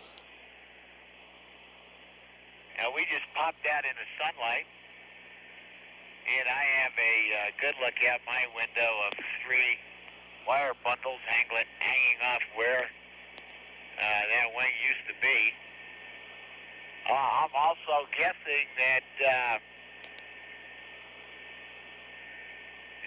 we should be able to get a look at some portion of the parasail when we stick it out. As I mentioned before, in the fly around, I see no reason to clear any debris away from the sail. There is some crinkled up pieces of gold foil around it, but that's about it. There are no hanging wires or plates or anything like that that could damage it. Roger, Pete. Copy. Yeah, I see them, but I don't think they're going to be in a way.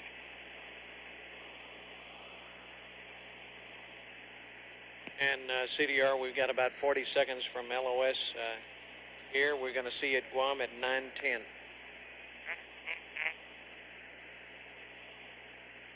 Guam at 9:10, Roger. Roger.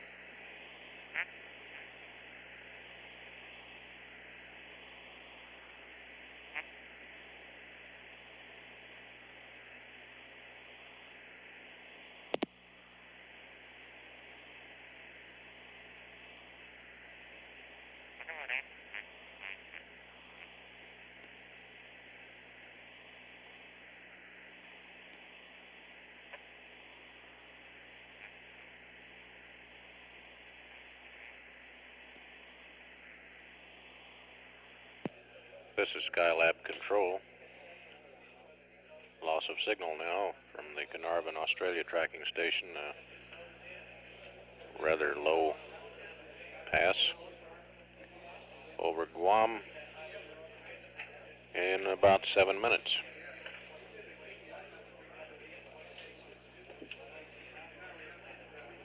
And then a fairly solid stateside pass, at least over Goldstone and Texas station, and a portion of the Mila station, following the Guam pass as the orbit proceeds westward. Pete Conrad, during the Carnarvon pass, described what he thinks the, quote, plan of attack ought to be in clearing away the debris and trying to deploy the one remaining good solar panel. At least it appears to be in fair shape. He wants to maneuver down during the stand-up EVA, maneuver down the length of the solar panel cover, see how tight the metal from the micrometeoroid shield is jammed into the mechanism, working his way down to the lower end of the solar wing and try to yank the wing loose. He reported that the crew at that time over the Carnarvon Pass were eating supper on schedule. There was a discussion of what could be seen from the rendezvous windows of the command module, now soft docked at the axial port of the docking adapter. Conrad commented that wire bundles could be seen hanging out from where one of the solar panels should have been. It was estimated on the ground that about anywhere from 100 to 110 pounds of reaction control system fuel, an oxidizer, had been used during the fly around and inspection. We're some 4.5 minutes out from acquisition at the Guam Island tracking station in the Western Pacific.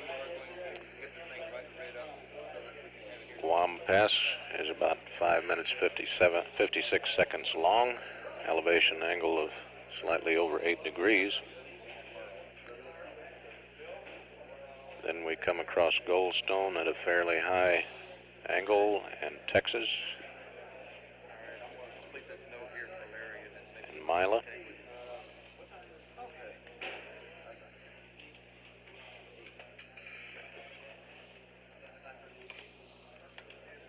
And at 9 hours 6 minutes, ground elapsed time in the Skylab 2 mission. This is Skylab Control.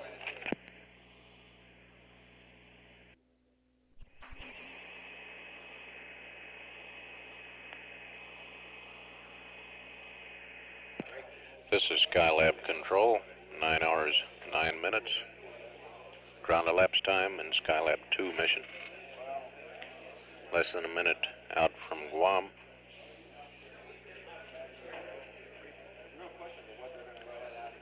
We'll stand by to hear whether the crew of Skylab 2 has any further comments on assessment of damage during their fly around in between bites of their evening meal.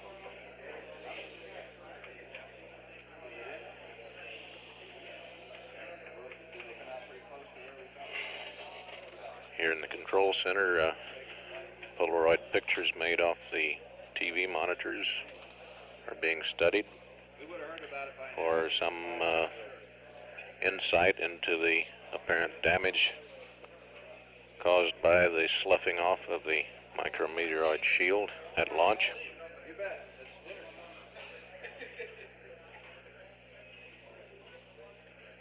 Here's a call to the crew. The next 12 minutes. Roger, Houston.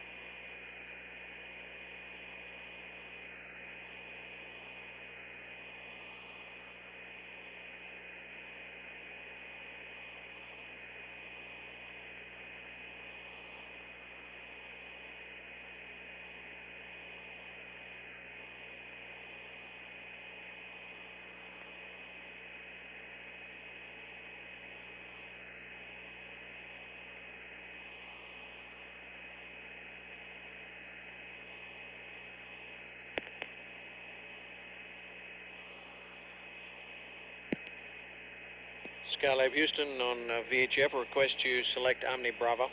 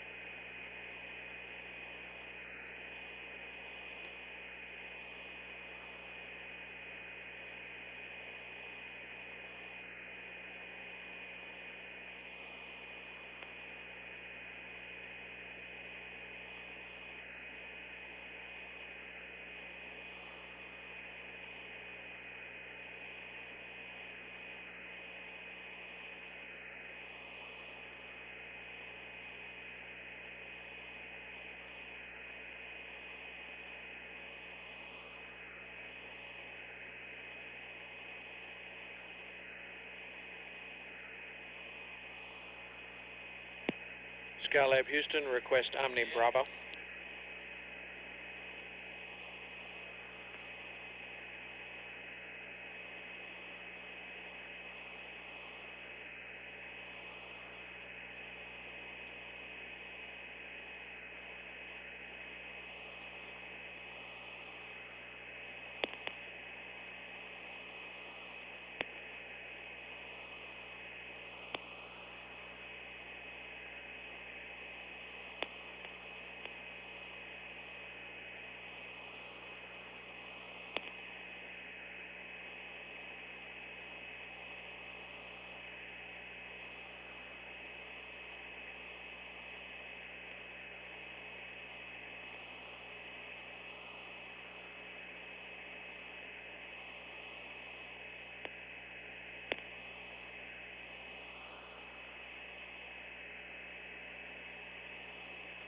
Skylab Houston, we still have several minutes left in this Guam pass. I think we dropped out because of a shading problem on the OWS. How do you read?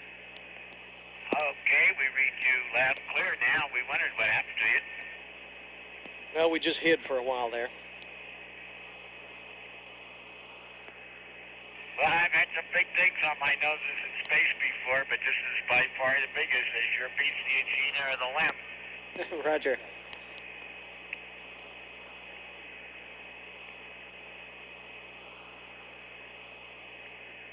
Dinner's going pretty good, except Paul found another one of them tree trucks in the asparagus. Roger.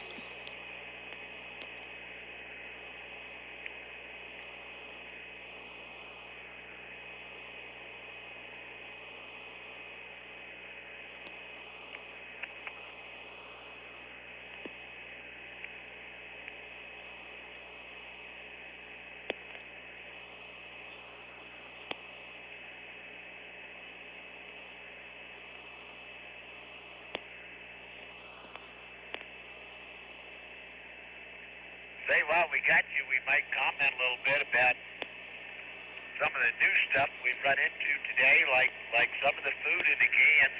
I had the stewed tomatoes for lunch, and I'd be betting they were real hard to handle up here, and it turned out that even as goopy as they are, they were real simple to handle, and the same way with the other less viscous materials that we've had on our lunch today, like the turkey and gravy and the chicken and gravy.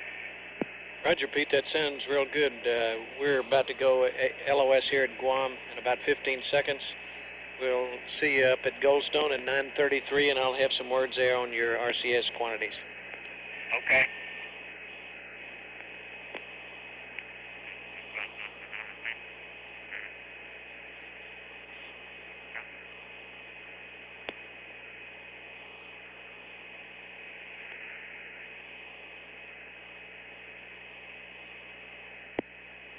And Skylab Houston, be advised, we'll be standing by at Goldstone, and we'll try to get the logic sequence check out of the way.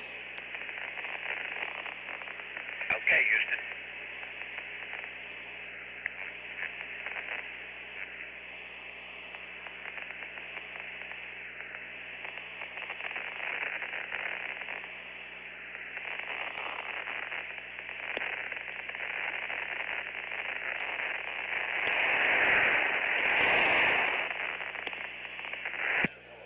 This is Skylab Control. We've had loss of signal through the Guam tracking station.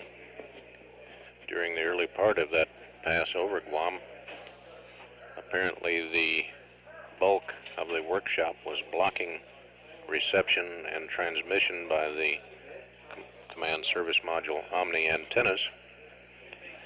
Once the spacecraft came out of the workshop's electronic shadow, the communications were fairly crisp. Most of the comments had to do with a critique of how the food they're presently eating is manageable in a zero-G environment. Conrad commented that Paul Weitz had found a tree trunk in his asparagus, and that even though he had anticipated the stewed tomatoes would be rather difficult to handle, he found they were much easier than he expected, even though they were somewhat soupy.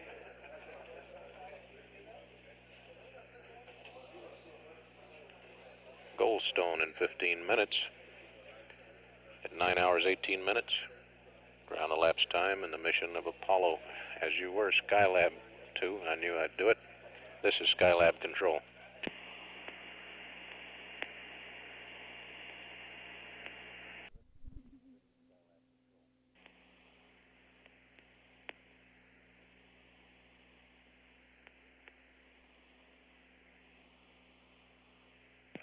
This is Skylab control.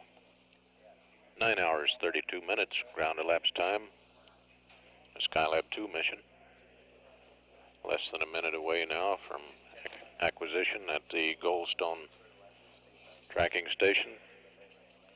Crossing over through Texas and the edge of the Mila station.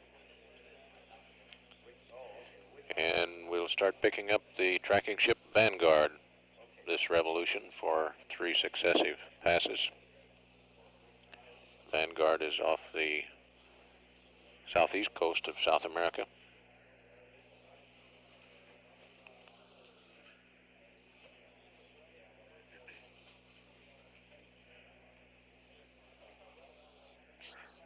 This is next, during the pass over the Vanguard later in this revolution, we should get a go, no-go for the stand-up EVA and damage repair.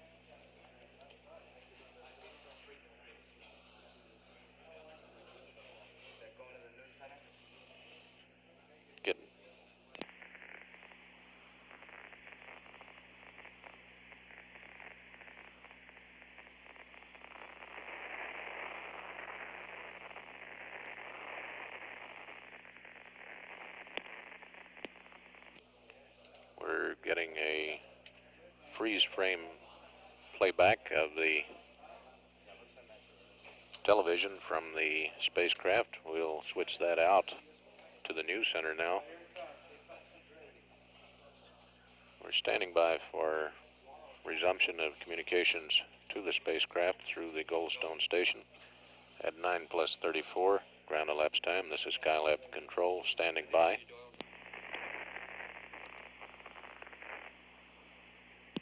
Skylab Houston, we're AOS at Goldstone for the next 14 minutes. Okay, you're kind of breaking up, Houston. Maybe it's our antenna pattern. I notice we're kind of on top of the Swiss looking down at the world. Roger, understand. While we take a look and make sure we have good data before doing the sequential logic checks, I had a couple, 3 things I'd like to mention to you. You're breaking up badly, Houston.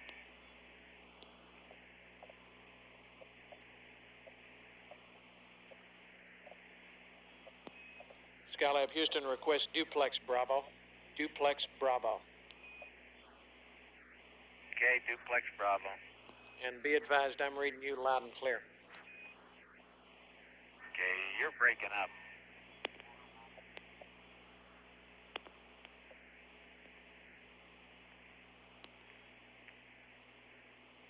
Skylab Houston, we're go on the sequential logic check. Stand by 1. You're breaking up, Houston. I understand you want to do the logic sequence checks. Is that right? Negative, stand by 1.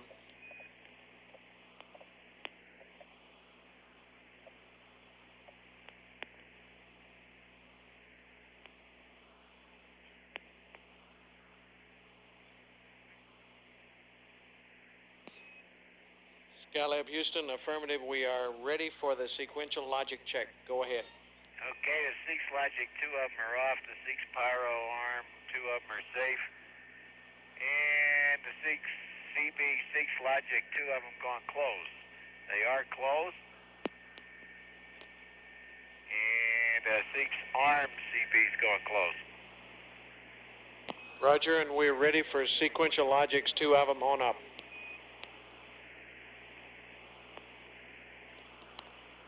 You got the logic 1 and 2. Roger.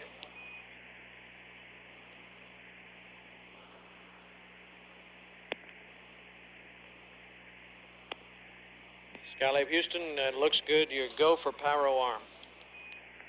Roger, understand. East of San Francisco.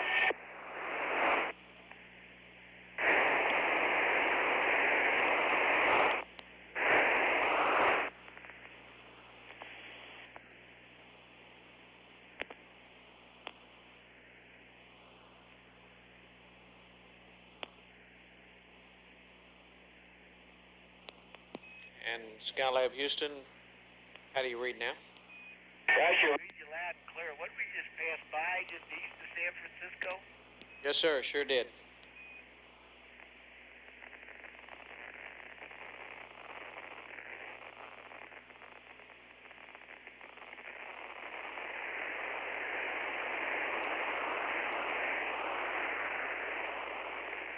And CDR Houston, if you're reading me loud and clear, I got a couple of three things I'd like to pass up to you.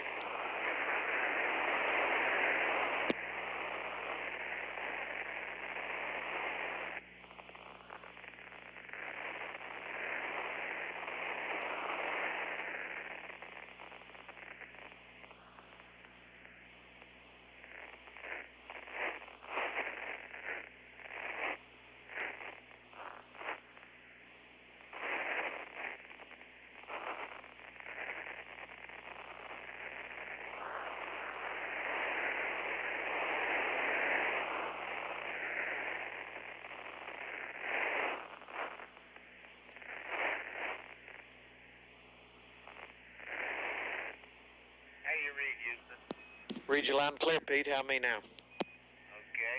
What are we doing? Passing down the California coast?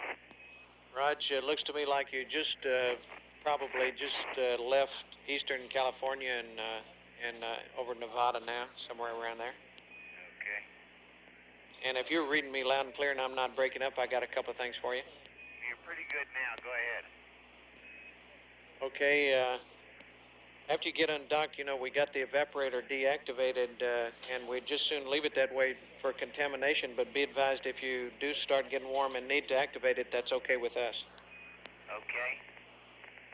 And here's a little rundown on the RCS situation. Breaking up again badly. Okay, I'll wait until we have good comm. Go ahead.